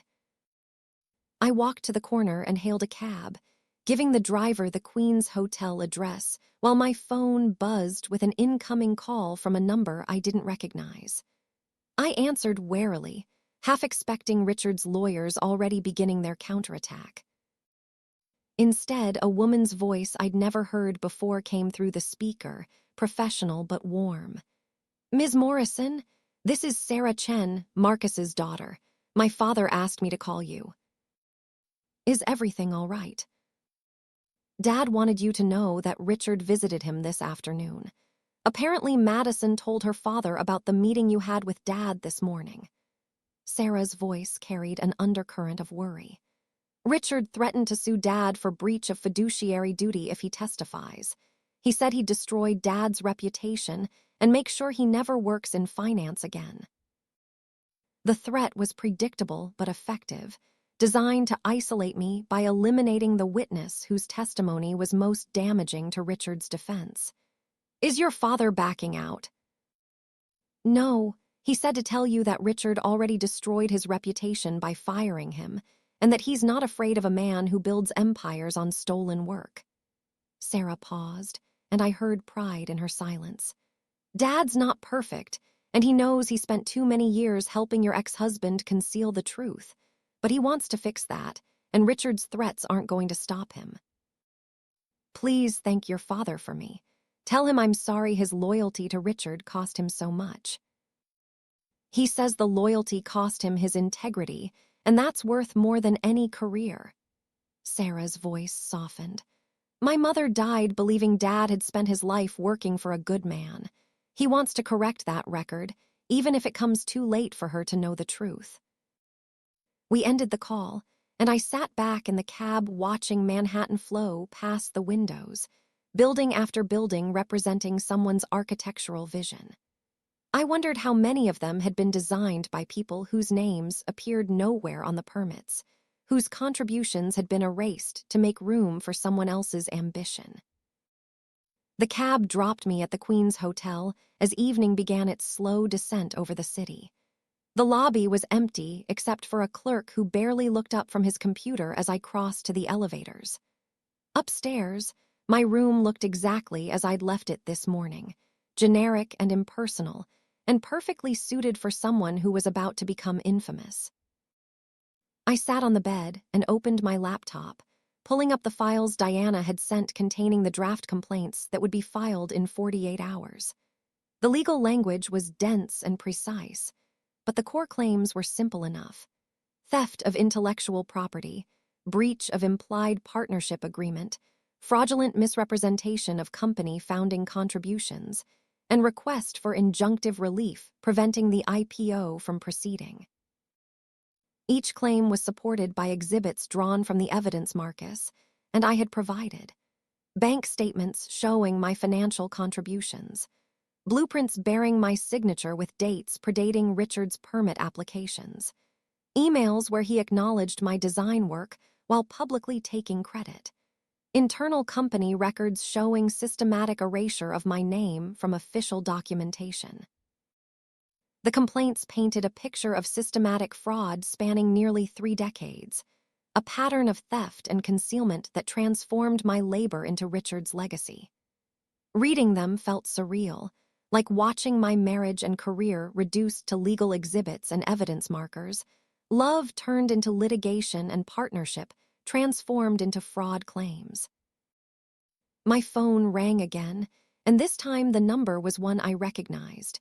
Diana Walsh calling back less than an hour after our previous conversation. I answered with a sense of foreboding that proved immediately justified. "Richard's lawyers just called. They want to meet tomorrow morning to discuss settlement before we file." Diana's voice carried a mix of satisfaction and wariness. "He knows we're moving faster than he expected, and he's trying to contain the damage before it becomes public." "What kind of settlement?" They wouldn't say specifics, but they implied it would be substantially more than the $2 million offer. They're scared, Alina. Marcus Chen's evidence terrifies them, and they know that if we file and win the injunction, the IPO collapses and Richard's reputation goes down with it. Do you think I should meet with them? I think you should hear what they're offering, if only to understand how desperate Richard is. Diana paused, and I heard the strategic calculation in her silence. But I also think you should be prepared for them to offer you enough money that refusing it will seem irrational. How much is enough to seem irrational? 20 million, maybe 30.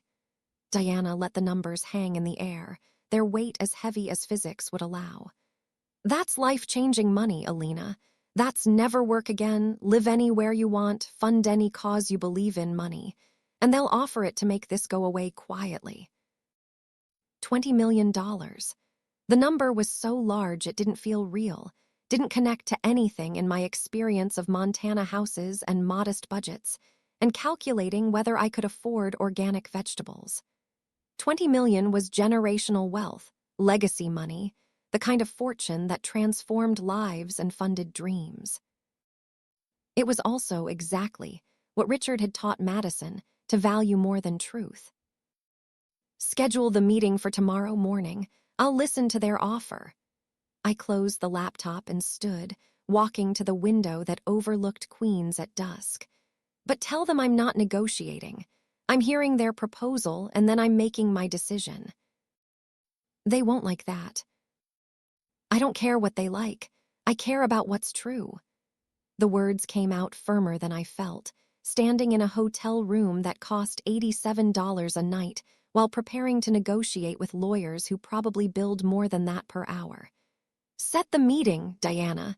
Let's see how much Richard thinks my silence is worth. After we ended the call, I ordered delivery from a Chinese restaurant that had seen better decades and ate lo mein that tasted like cardboard and regret while reviewing the evidence one more time. Every bank statement, every blueprint, every email where Richard had praised my work while simultaneously erasing my name from public records. The evidence was overwhelming, irrefutable, damning. It proved everything I'd always known but could never prove. That Richard Hartley had built his empire on stolen labor and concealed contributions, that his success was fraud disguised as achievement, that his legacy was a lie so comprehensive it required 2 sets of books to maintain. Tomorrow his lawyers would offer me money to keep that lie intact. They would offer me enough wealth to make refusing seem crazy, enough security to make fighting seem pointless. They would offer me everything except the one thing I actually wanted, my name on the buildings I designed. I finished the lo mein and threw away the containers, then lay back on the hotel bed and stared at the ceiling while trying to imagine what my life would look like after Thursday. After the lawsuits were filed and the injunction was granted and the IPO collapsed and Richard's reputation crumbled and Madison's inheritance evaporated, and our relationship ended permanently. I tried to imagine returning to Montana as the woman who had destroyed New York's real estate titan, the bitter ex-wife who had burned down her ex-husband's empire because she couldn't accept that her contributions weren't recognized. I tried to imagine living with the money Richard's lawyers would offer tomorrow, knowing that accepting it meant validating his lies and erasing my own truth. Neither future looked particularly appealing, but only one of them required me to betray myself. My phone buzzed with a final email from Diana, subject line reading, "Meeting set for 9 a.m. Hartley's lawyer's office, bring everything." The message contained an address in Midtown and a note. "These guys are sharks. Don't let them smell blood." I responded with 2 words, "See you there." Then I turned off the lights and lay in darkness, listening to Queens traffic and thinking about the woman I'd been at 28, brilliant and ambitious, and naive enough to believe that love and talent would be sufficient. That woman had given Richard her money, her designs, her career, her name, her future. She had believed his promises and trusted his partnership and sacrificed her identity because she thought they were building something together. Tomorrow I would sit across from Richard's lawyers and listen to them offer me money to pretend that woman had never existed, that her contributions had been worthless, that her talent had been irrelevant. And then I would look them in their expensive suits and their practiced expressions, and I would tell them the truth. That silence has a price, and Richard Hartley couldn't afford it anymore. The thought carried me into sleep that was deeper than I expected, dreamless and dark, the kind of rest that comes when you've finally made a decision that can't be unmade. When I woke 6 hours later to my phone alarm chirping in pre-dawn darkness, I felt something I hadn't experienced in 9 years. Not peace, exactly, but certainty. The absolute knowledge that whatever happened tomorrow, whatever offer Richard's lawyers made, whatever consequences followed, I would walk into that meeting as Alina Morrison Hartley, and I would walk out the same person. Not an afterthought, not a ghost, not a woman who could be bought or silenced or erased. Just an architect who had finally decided to reclaim the buildings that bore her invisible signature, regardless of what it cost to make them visible again. Richard's lawyers occupied a floor in a building designed by someone who understood that intimidation required more than height. The 47th floor conference room, where we met, had windows that framed lower Manhattan like conquered territory. The kind of view that reminded visitors they were dealing with people who owned pieces of the skyline itself. I arrived with Diana at 8:55, 5 minutes early because precision mattered even when walking into rooms designed to make you feel small. 3 men in suits that cost more than my Montana mortgage payment stood when we entered, their expressions calibrated to convey professional courtesy without warmth. The lead attorney introduced himself as Robert Morrison, no relation, though the shared surname felt like an omen I couldn't quite interpret. He was 60-something with silver hair and the kind of confident posture that came from winning cases that should have been unwinnable. The other 2 lawyers flanked him like supporting actors who knew their lines, but not the whole script. "Ms. Morrison, thank you for agreeing to meet." Morrison gestured to chairs across a conference table that could seat 20, but currently held only documents arranged with military precision. "I understand you've retained Diana Walsh. Excellent choice. I've had the pleasure of opposing her before." Diana's smile was sharp enough to draw blood. "And I've enjoyed taking your client's money, Robert."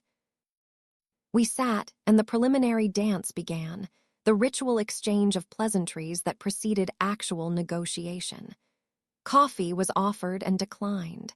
Weather was mentioned and dismissed. Then Morrison opened a leather portfolio, and the performance shifted into something more dangerous. "Ms. Morrison, I'll be direct. We've reviewed the documents you provided to Marcus Chen, and we've assessed the potential litigation risk if this matter proceeds to court." He slid a single sheet of paper across the polished mahogany, a number printed in a font large enough to be read from space. "Mr. Hartley is prepared to offer $35 million in exchange for a comprehensive release of all claims and a confidentiality agreement regarding the terms of settlement." $35 million. The number sat on the page like a gravitational force, bending reality around its mass. That was generational wealth, legacy money, enough to fund museums or universities or entire lifetimes of never worrying about the cost of anything ever again. Diana's pen moved across her legal pad, making notes that probably said something more strategic than the single word screaming in my head. Enough. "The offer includes several provisions Mr. Hartley considers non-negotiable." Morrison continued, as if he hadn't just offered me more money than most people would see in 10 lifetimes. "First, complete confidentiality regarding settlement terms and the underlying claims. Second, a public statement that the settlement resolves all outstanding matters amicably with no admission of wrongdoing by either party. Third, your agreement not to make any public statements regarding your contributions to Hartley Development or Mr. Hartley's role in the company's formation." So we buy her silence and his reputation for $35 million. Diana didn't look up from her notes. Interesting math. We prefer to think of it as fair compensation for Ms. Morrison's contributions during the marriage, without the expense and uncertainty of litigation that could drag on for years. Morrison's expression suggested he delivered this exact speech hundreds of times. Trials are unpredictable, Ms. Walsh. You know that. Even with strong evidence, juries can be swayed by narrative, by sympathy for a man who built a successful company, by skepticism toward an ex-wife seeking recognition decades after the fact. The implicit threat was clear. I could lose, could walk away with nothing except legal bills and a destroyed relationship with Madison. The $35 million was certainty, was security, was the smart choice that any rational person would accept. Diana finally looked up. What's the company's current valuation? That's confidential information, related to the pending IPO. Let me rephrase. What was the valuation you cited in the preliminary IPO documents filed with the SEC last month? Diana pulled out her phone and scrolled through what I assumed was a database of public filings. $820 million, and you're offering my client $35 million to release claims to 40% ownership. 40% is your claimed stake. It's not a settled fact. One of the junior lawyers spoke for the first time, his voice carrying the aggressive certainty of someone who hadn't lost enough cases yet. Ms. Morrison has documentation suggesting she made financial and creative contributions, but that doesn't automatically translate to ownership interest in a company that's been operating for nearly 3 decades. It does when the founder systematically concealed those contributions while building his empire on stolen intellectual property. Diana's tone could have frozen nitrogen. And it especially does when we have internal company records showing your client deliberately erased my client's name from official documentation because, and I quote, "clients prefer working with male architects." The room temperature seemed to drop several degrees.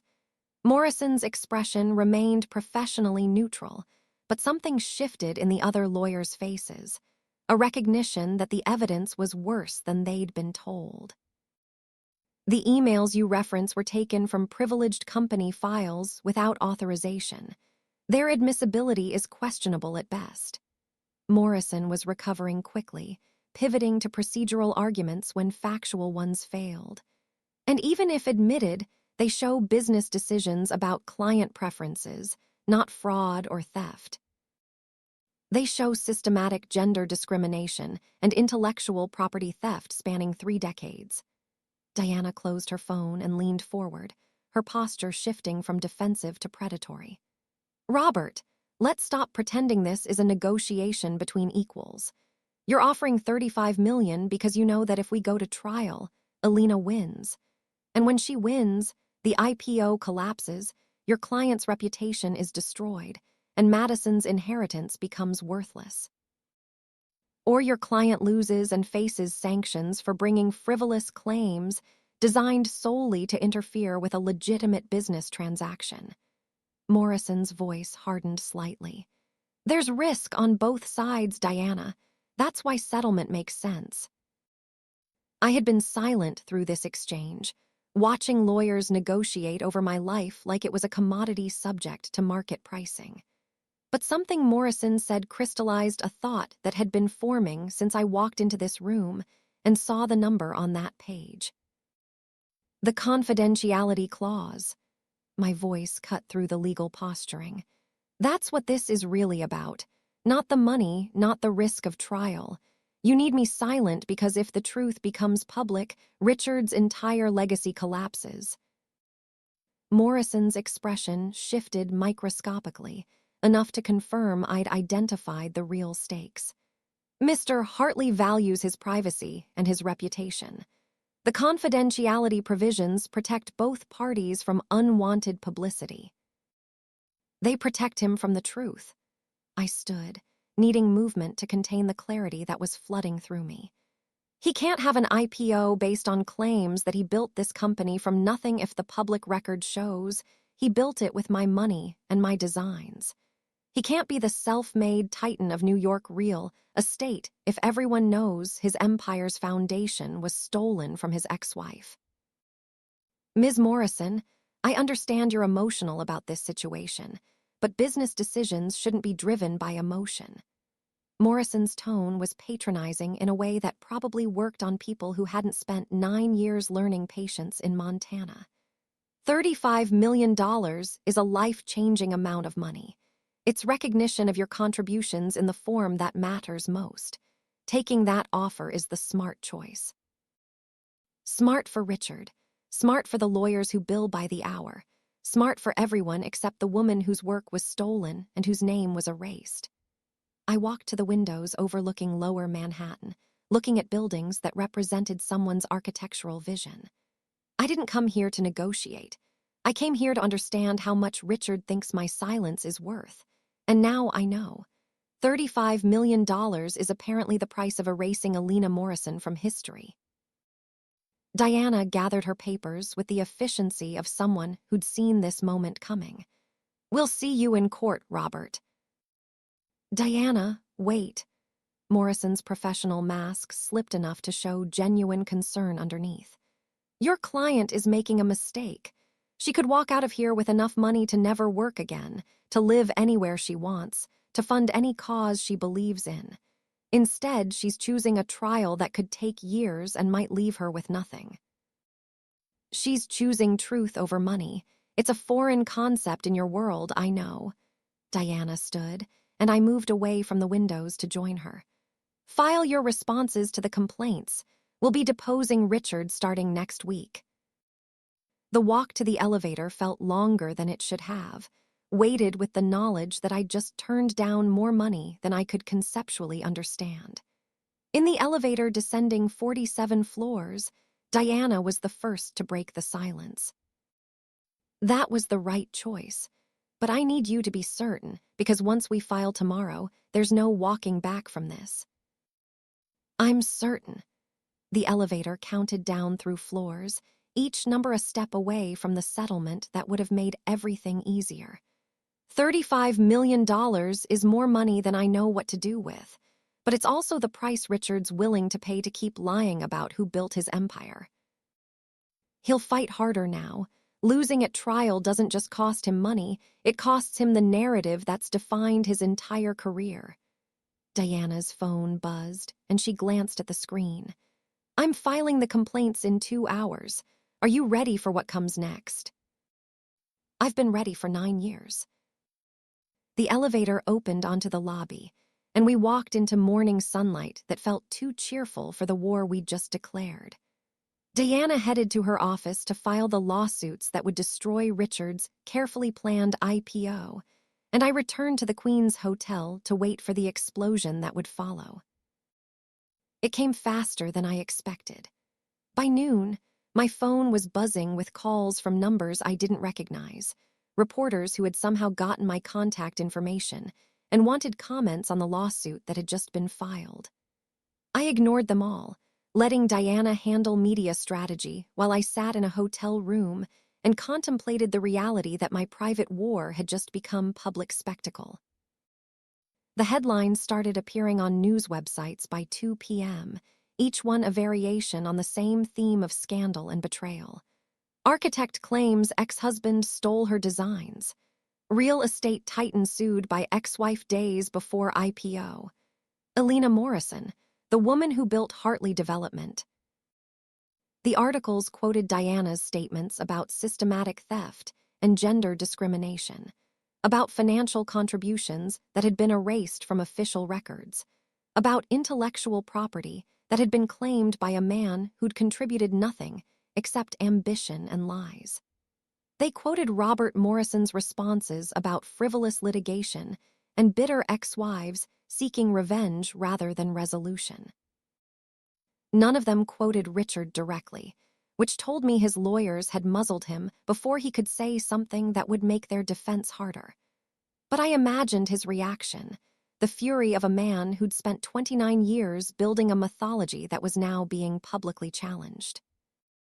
My phone rang again, and this time the number was one I recognized, Madison's cell. I let it go to voicemail, not ready for the conversation that call represented.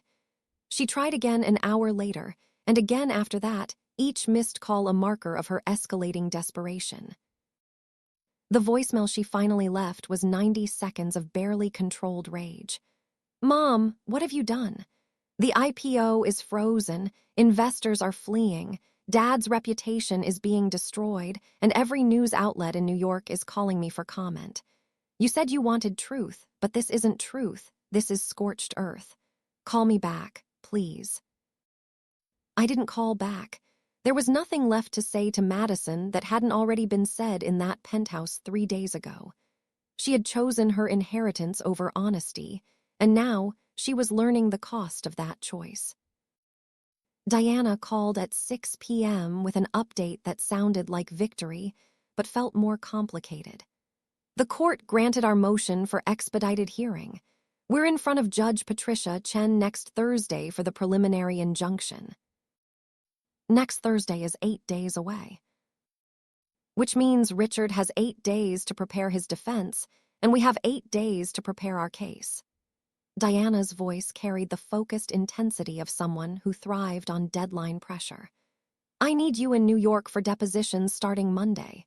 Richard's team will depose you, will depose Richard and Marcus Chen, and everything said under oath becomes ammunition for the hearing." What should I expect? Robert Morrison is very good at making sympathetic plaintiffs look like vengeful liars. He'll ask about your marriage, your career, your decision to leave New York, every moment where you made a choice that could be interpreted as accepting Richard's version of events. Diana paused, choosing her next words carefully. And he'll ask about Madison. He'll make you admit under oath that your own daughter doesn't support your claims. The thought of sitting across from Richard's lawyers and being forced to testify about Madison's rejection felt like a wound that wouldn't stop bleeding. But it was also the price of truth, the cost of choosing recognition over silence. I'll be ready. The next 5 days dissolved into preparation that felt more like combat training than legal strategy. Diana drilled me on every potential question, every angle of attack that Richard's lawyers might deploy. We reviewed the evidence until I could recite bank statements from memory and describe the blueprints down to individual load calculations. Marcus Chen was deposed on Monday, 4 hours of testimony where he methodically destroyed Richard's defense by confirming every claim I'd made. Yes, Alina Morrison had transferred $2.1 million to save the company from bankruptcy. Yes, Richard had instructed him to record those funds as Richard's capital investment. Yes, Alina had designed 15 major buildings that became Hartley Development's foundation. Yes, Richard had ordered her name removed from all official documentation. The transcript arrived Tuesday evening, and reading Marcus's testimony felt like watching someone dismantle a building brick by careful brick. Every answer was precise, factual, devastating to Richard's claims of self-made success. My own deposition came Wednesday, 6 hours of Robert Morrison asking questions designed to make me look bitter, vindictive, or delusional. He asked why I'd waited 9 years to bring these claims. He asked why I'd signed a divorce settlement that didn't mention intellectual property rights. He asked about the alimony I'd accepted and the house I'd kept, and whether I'd ever protested Richard taking credit for my work during our marriage. I answered every question with the same calm precision Marcus had demonstrated, refusing to be drawn into emotional responses that could be twisted into evidence of irrationality. Yes, I'd waited 9 years because I was rebuilding myself after a divorce that destroyed my identity. Yes, I'd signed a settlement that didn't address intellectual property because I didn't know Richard had systematically erased my contributions from company records. Yes, I'd accepted alimony because it was owed to me under state law. not because it compensated me for stolen work. And yes, my daughter Madison would testify against me, because she had learned from her father that wealth mattered more than truth. That last admission hung in the deposition room like smoke that wouldn't dissipate. Morrison had gotten what he wanted, my acknowledgement under oath that even my own child didn't believe my claims. He would use that at the hearing, would paint me as a woman so desperate for recognition that she'd alienated her only daughter. Richard's deposition happened Thursday, and though I wasn't allowed to attend, Diana called me afterward with an update that sounded like blood in the water. He lied. Under oath, on the record, he claimed he didn't remember instructing Marcus to remove your name from documentation. He claimed the $2 million you gave him was a gift between spouses, not a business investment requiring repayment or equity. Can we prove he lied? We have his emails to Marcus explicitly ordering the removal of your name. We have the bank records showing wire transfers labeled as business capitalization, not personal gifts. We have his handwritten note promising that everything he built would be yours together. Diana's satisfaction was audible through the phone. Robert Morrison knows his client committed perjury, and now he has to decide whether to let Richard take the stand at the hearing and repeat those lies in front of a judge. The preliminary hearing arrived Thursday morning with the weight of everything I'd fought for hanging in the balance.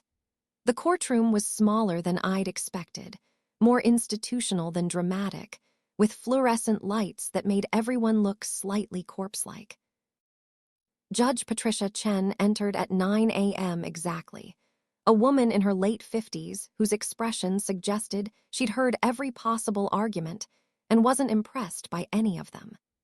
She took her seat behind the bench and looked at the assembled lawyers with the weariness of someone who knew this case would consume more of her time than the preliminary hearing suggested.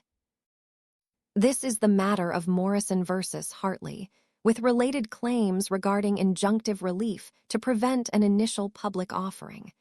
Ms. Walsh, this is your motion. Make your case. Diana stood, and for the next hour she systematically built the argument that Richard Hartley had built his empire on theft. She walked Judge Chen through the bank records, showing my financial contributions. She displayed the blueprints bearing my signature with dates proving I designed the buildings before Richard filed permits. She read aloud from emails where Richard acknowledged my design work while publicly taking credit. Then she called Marcus Chen to the stand. Marcus walked to the witness box with the careful dignity of someone who knew his testimony would destroy a man he'd served for 28 years. He was sworn in, and Diana began the methodical process of eliciting the truth that company records had concealed. Mr. Chen, how long did you serve as CFO of Hartley Development? 28 years, from 1996 until my termination in May 2024. And in that role, did you maintain the company's financial records?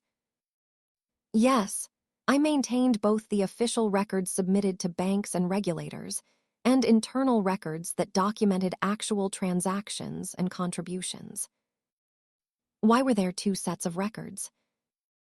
Marcus's voice didn't waver. Because Richard Hartley instructed me to create official records that erased Alina Morrison's contributions while maintaining internal documentation that showed the truth. The courtroom was silent enough to hear the air conditioning cycling through vents. Judge Chen leaned forward slightly, and I saw her expression shift from judicial neutrality to something sharper. Diana continued.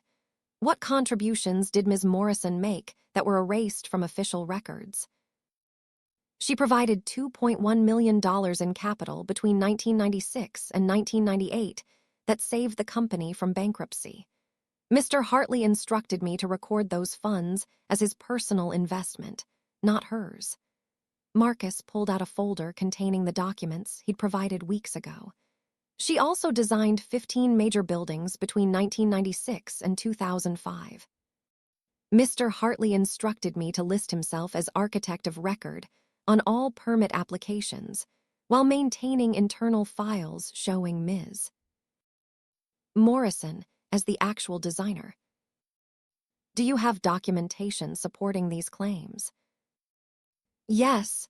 Marcus handed the folder to Diana, who entered it into evidence.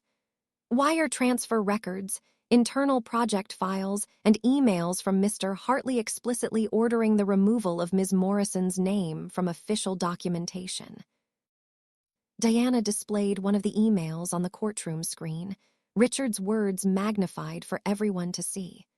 Remove M from all project documentation going forward. Clients prefer working with male architects, and having my wife's name on plans creates questions about who's actually running this company. Judge Chen's expression hardened. Mr. Chen, in your professional opinion as a CFO with nearly 3 decades of experience, were Ms. Morrison's contributions material to Hartley Development's success? They were foundational. Without her capital investment, the company would have declared bankruptcy in 1997. Without her architectural designs, the company would have had no signature buildings to establish its reputation. Marcus met the judge's eyes directly. Richard Hartley built his empire on work he didn't do and money he didn't earn. I helped him conceal that truth for 28 years, and I'm here to correct the record. The weight of that admission settled over the courtroom like gravity increasing. Diana walked Marcus through additional details, establishing beyond any doubt that Richard had systematically erased my contributions while building his mythology of self-made success. Then Robert Morrison stood for cross-examination, and I watched him try to salvage a defense that was already crumbling. Mr. Chen, you were terminated by Mr. Hartley 6 weeks before this lawsuit was filed, correct? Yes. And you're testifying here because you're angry about that termination, because you want revenge against the man who ended your career. No, Marcus's voice remained steady. I'm testifying because my wife died believing I'd spent my career working for a good man. I want to correct that record, even though it comes too late for her to know the truth. Morrison tried several more angles of attack, suggesting that Marcus had fabricated the internal records or misinterpreted Richard's instructions. But each attempt shattered against Marcus's calm recitation of facts supported by documentation. By the time Morrison sat down, his client's defense had been reduced to arguing that systematic theft was somehow acceptable because it had happened within a marriage. Diana rested her case, and Morrison stood to present Richard's defense. He called Richard to the stand, and I watched my ex-husband walk to the witness box with the posture of someone who still believed his status would protect him from consequences. Richard was sworn in, and Morrison began the careful process of trying to make theft sound like business judgment. Mr. Hartley, did Ms. Morrison make financial contributions to your company in the 1990s? She gave me money, yes, but we were married, and married couples share assets. Her money was our money. Richard's voice carried the confident authority of someone accustomed to having his version of events accepted without question. I never asked her for that money. She offered it because she believed in what I was building. And the architectural designs she claims to have created. Elena is talented, and she helped with some early projects. But architectural design is collaborative, and I provided the vision, the client relationships, the business development that turned her technical skills into commercial success. Richard looked directly at Judge Chen. I built Hartley Development through 30 years of work, risk, and sacrifice. Elena was supportive during our marriage, but claiming she's entitled to ownership because she helped early on is like claiming every employee who ever contributed to a company deserves equity. Morrison continued building this narrative of collaborative marriage versus individual achievement, painting me as a supportive spouse who'd made contributions appropriate to a wife, but not rising to the level of business partnership. It was a careful performance, designed to make systematic theft sound like ordinary marital dynamics. Then Diana stood for cross-examination, and I watched her dismantle Richard's defense with surgical precision. "Mr. Hartley, you testified in your deposition last Thursday that you didn't remember instructing Marcus Chen to remove Ms. Morrison's name from official documentation. Is that still your testimony?" Richard hesitated, recognizing the trap, but unable to avoid it.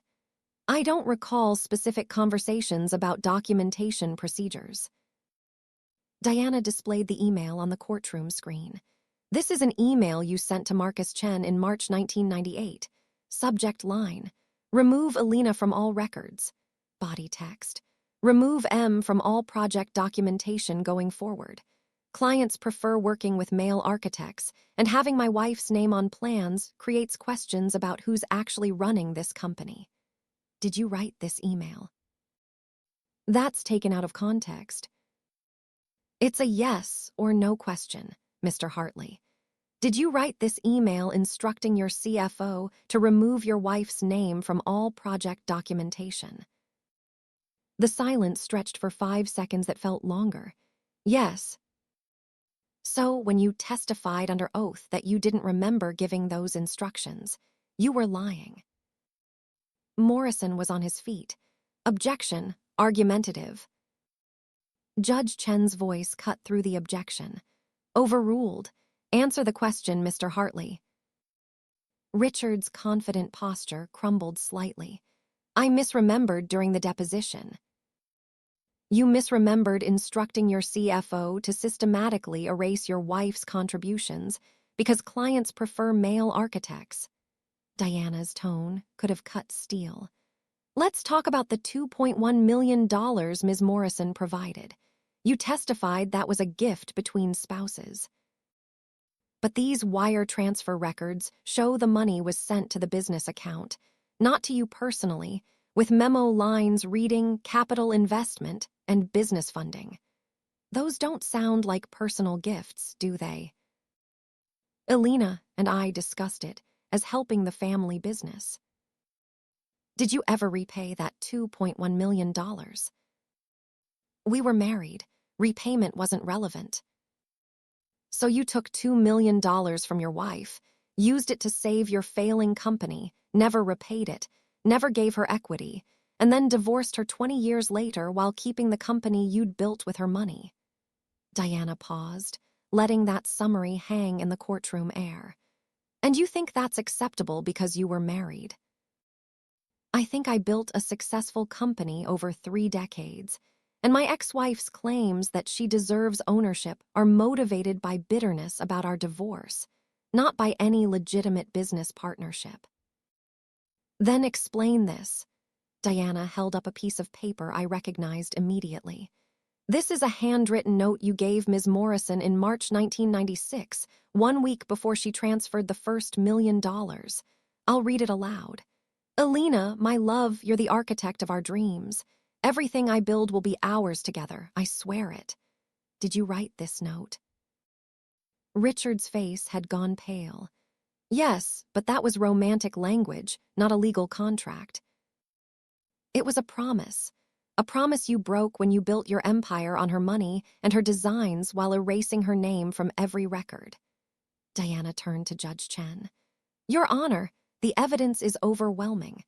Richard Hartley systematically stole intellectual property, concealed financial contributions, and built his reputation on work he didn't do. The requested injunction should be granted immediately." Judge Chen called a 15-minute recess, and I watched Richard walk past me toward the hallway, his expression showing the first cracks in the armor of confidence he'd worn for 3 decades. Madison wasn't in the courtroom, despite Morrison's earlier promises that she would testify.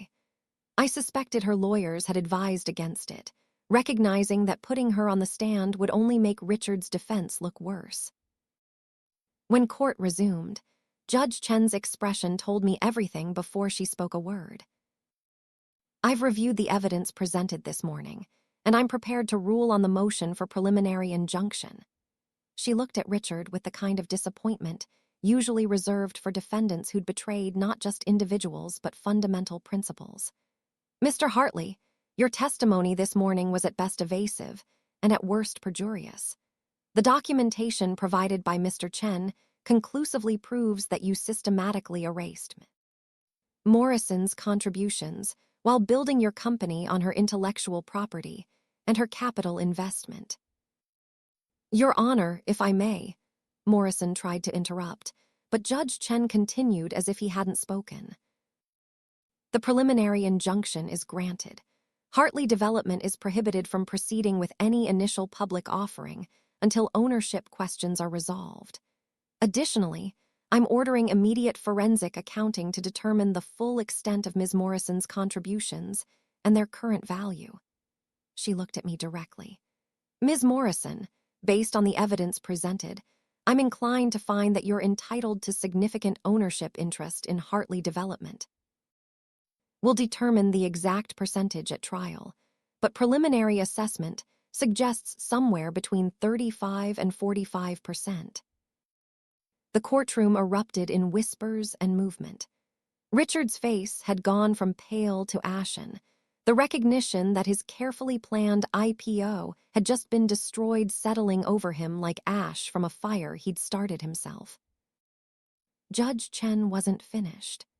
"I'm also referring this matter to the U.S. Attorney's Office for investigation of potential securities fraud.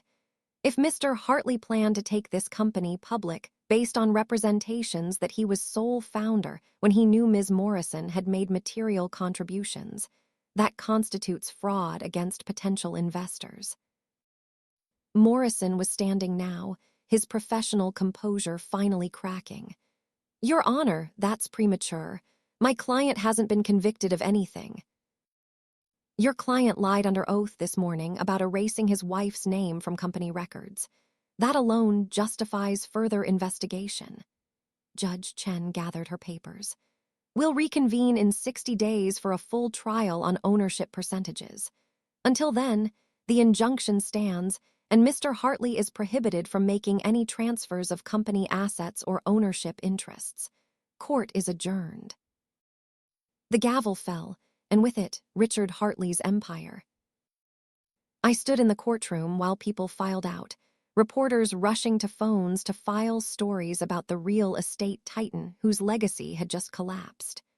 Diana was beside me, gathering documents and radiating the satisfaction of someone who just won a case everyone said was unwinnable. "We did it." Her voice was quiet enough that only I could hear. "You took down one of New York's most powerful men and proved that his empire was built on theft. What happens next?" "Next, Richard's lawyers will try to negotiate a settlement before this goes to full trial. They'll offer you ownership percentage, public acknowledgement, everything they refused to give you before." Diana closed her briefcase. "And this time, you have all the leverage." We walked out of the courthouse into afternoon sunlight, where reporters with cameras and microphones waited like predators. Diana stepped forward to make a statement, while I stood back and watched her transform legal victory into public narrative. Today, Judge Chen recognized what Alina Morrison has known for 3 decades. Richard Hartley built his empire on stolen work. My client doesn't want revenge. She wants recognition. She wants her name on the buildings she designed, and she wants the public record to reflect the truth about who actually founded Hartley Development. The reporters shouted questions, but Diana ignored them, guiding me toward a car waiting at the curb. We drove away from the courthouse while my phone buzzed with messages from numbers I didn't recognize, media requests and congratulations from people I'd never met. One message stood out from the others, a text from a number that wasn't saved in my contacts, but that I recognized anyway. Madison. "Mom, we need to talk. Can I come see you?" I stared at those words while the car carried me through Manhattan traffic toward Diana's office, where we would strategize next steps and plan for the trial that would determine my ownership percentage. Madison wanted to talk, wanted to see me. now that the courtroom victory had made it impossible to deny the truth she'd spent years avoiding. I didn't respond immediately. Whatever Madison wanted to say, whatever reconciliation or apology or justification she was preparing, it could wait.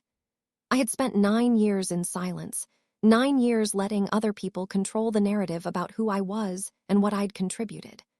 For the first time in 3 decades, the truth was public record, and Richard's lies had been exposed in a courtroom where his wealth and status couldn't protect him. That evening, alone in the Queen's hotel room that had been my home for 3 weeks, I opened my laptop and began reading the news coverage of the hearing. Every major outlet had covered it, their headlines variations on the theme of fallen titans and revealed truths. Judge Holt's Hartley IPO cites systematic theft of ex-wife's contributions. The woman who actually built Hartley Development. Real estate mogul's empire built on stolen designs, court rules.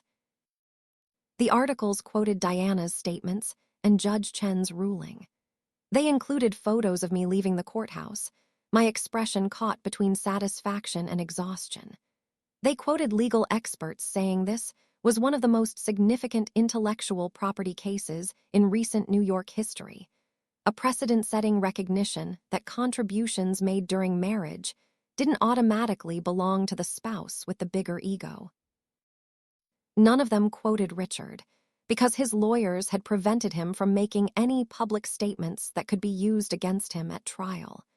But I imagined his reaction, the fury and disbelief of a man who'd spent 30 years believing his status made him untouchable. My phone rang at 9 p.m., Madison's number appearing on the screen.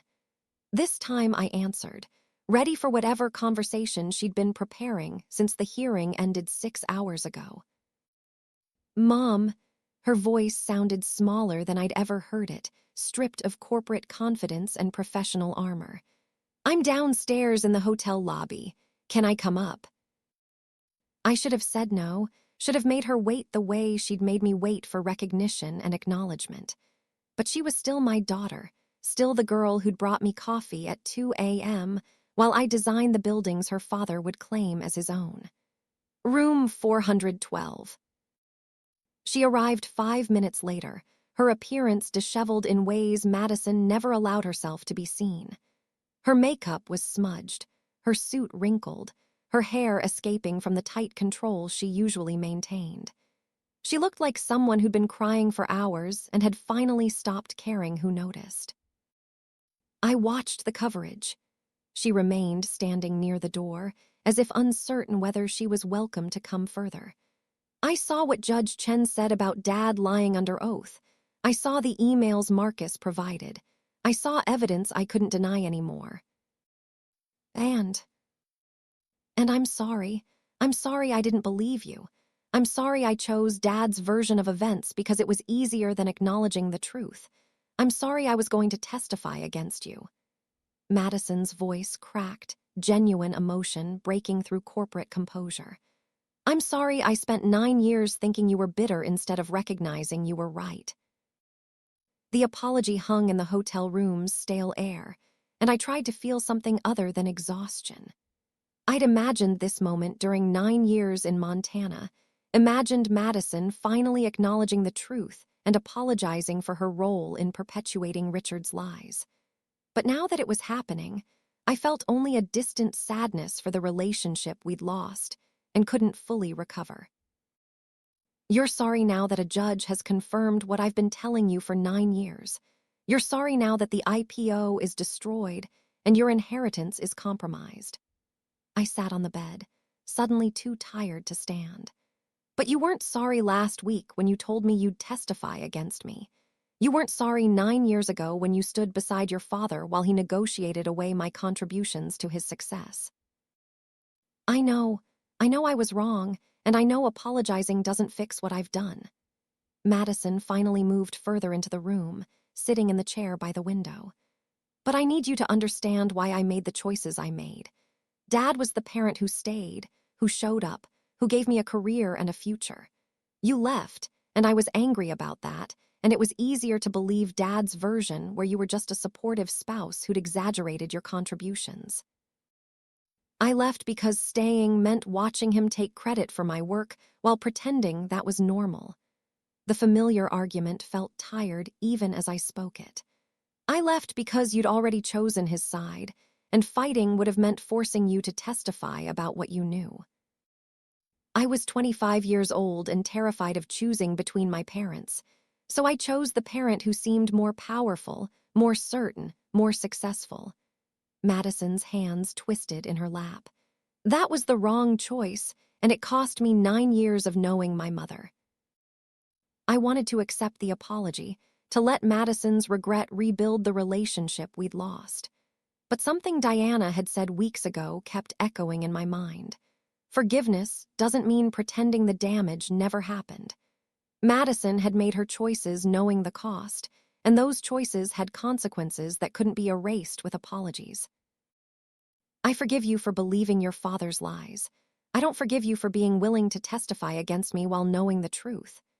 The distinction felt important, a line between understanding human weakness and excusing deliberate harm. You saw me design those buildings. You brought me coffee at 2 a.m. while I calculated load requirements for the Riverside Tower. You knew the truth, and you were prepared to lie under oath to protect Dad's version of events. I know, and I'll have to live with that. Madison stood, recognizing that this conversation had reached its natural conclusion. But I wanted you to know that I see the truth now, and when this goes to trial, I won't be testifying for Dad. I won't be testifying at all. She left, and I was alone again in the hotel room that had been my home for 3 weeks. I thought about calling Diana to report this conversation, to discuss whether Madison's change of heart mattered strategically. But instead, I opened my laptop and began writing, putting words to the experience of reclaiming a story that had been stolen for 3 decades. I wrote about the woman I'd been at 28, brilliant and naive, who'd believed that talent and love would be enough. I wrote about the buildings I'd designed and the money I'd provided and the 20 years I'd spent watching someone else take credit for my work. I wrote about Montana and silence and the patient gathering of evidence that would eventually bring an empire down. I wrote until 3 a.m., until my story existed in words that couldn't be erased or rewritten or claimed by someone else. Then I saved the file, backed it up to 3 different cloud services, and went to sleep knowing that whatever happened at trial, whatever ownership percentage I was awarded, the truth was finally part of the public record. The next morning, Diana called with news that sounded like victory, but felt more like confirmation of what I'd already known. Richard's lawyers want to settle. They're offering 40% ownership, public acknowledgement of your contributions, and your name added to all building permits retroactively. What about the confidentiality clause? They dropped it. They know they can't make this go away quietly anymore. Diana paused, and I heard satisfaction in her silence. Elena, you won. You got everything you wanted. I thought about that claim while looking out the hotel window at Queens spreading beneath overcast skies. I'd wanted recognition, wanted my name on the buildings I'd designed, wanted the record to show that Elena Morrison Hartley had been the architect who created Hartley Development's foundation.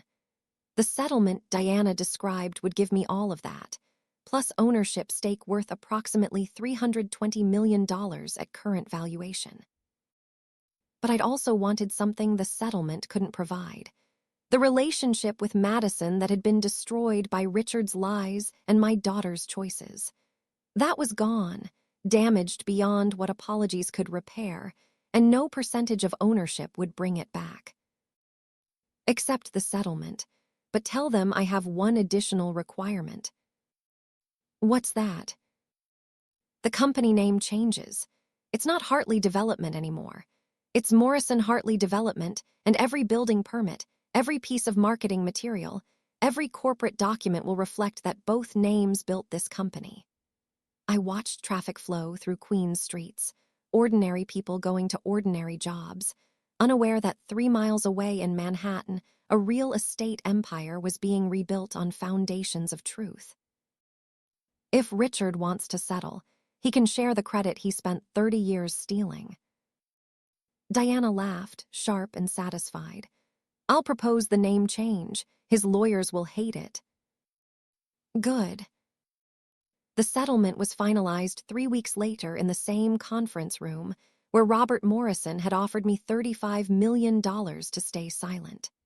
This time the offer was different. 40% ownership, public acknowledgement in the form of a joint press release, retroactive addition of my name to all building permits, and the company name change to Morrison Hartley Development. Richard signed the settlement documents without meeting my eyes, his expression showing the cost of maintaining his empire at the price of sharing credit. The man who'd stood at the Plaza Hotel and called me an afterthought was now legally required to acknowledge me as co-founder of the company he'd claimed to build alone. I signed my own name on the final page, Elena Morrison Hartley, and I watched that signature transform from invisible contribution to documented ownership. 30 years of theft corrected in the time it took ink to dry on paper. The press release went out that afternoon. Richard and I, named as co-founders with acknowledgement that my architectural designs and financial contributions had been foundational to the company's success. The coverage was immediate and extensive. Reporters who'd covered Richard's rise now covering the revelation that his empire had been built on stolen work. I gave one interview to a journalist from the Times who'd covered architecture for 20 years and understood what the story meant beyond scandal and settlement. She asked about the buildings I'd designed and the years I'd spent watching someone else take credit and the decision to finally fight back. Why now? She asked. Why wait 9 years to bring these claims? I thought about Montana and silence and the patient work of gathering evidence that couldn't be denied. Because justice isn't about timing, it's about truth, and the truth doesn't have an expiration date. The interview appeared 3 days later under a headline that would have made me smile if I'd been capable of feeling anything beyond exhausted satisfaction. The architect who came back from silence. I returned to Montana 1 week after the settlement was finalized, driving from the airport to the house at the end of the dirt road, where I'd spent 9 years rebuilding myself in obscurity. The mountains were still there, indifferent to human drama, and the sky was still vast enough to make my victories and losses feel appropriately small. The house felt different than it had when I'd left 3 weeks ago to attend Richard's retirement ceremony. It was still mine, still paid for, still the refuge I'd created from the wreckage of my marriage. But now it represented something beyond escape. It was the place where I'd learned that silence could be strategic, that patience could be a weapon, and that truth was worth fighting for even when the cost was catastrophic.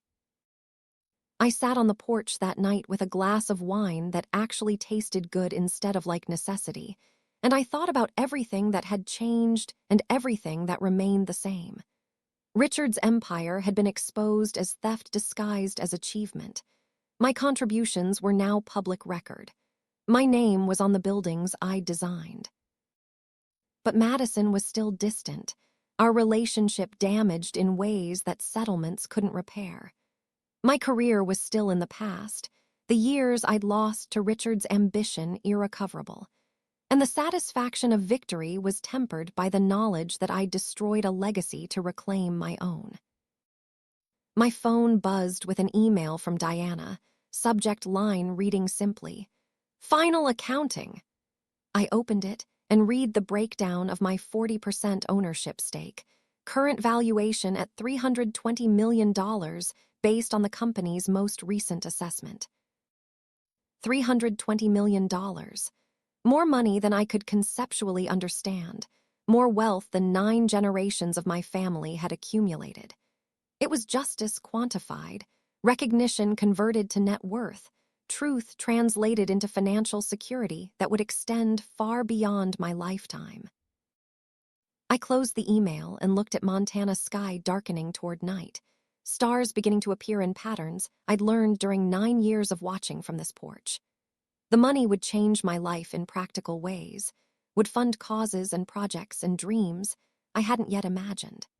But it couldn't change the fundamental reality that I'd spent 20 years married to a man who'd stolen my work, or that I'd spent 9 years in exile while he claimed credit for buildings I'd designed. The truth was public now, the record corrected, the lies exposed. Richard would spend the rest of his life known as the man who'd built his empire on stolen intellectual property. Madison would spend hers knowing she'd chosen inheritance over honesty. And I would spend mine as the woman who'd come back from silence and reclaim the story that had been taken from her. It wasn't the ending I'd imagined at 28, when I'd believed that love and talent would be sufficient. But it was the ending I'd earned through 9 years of patience and preparation, and the refusal to let theft become permanent. I went inside as night fully settled over Montana, closing the door on a chapter that had consumed 30 years and opened toward a future that was finally, irrevocably mine.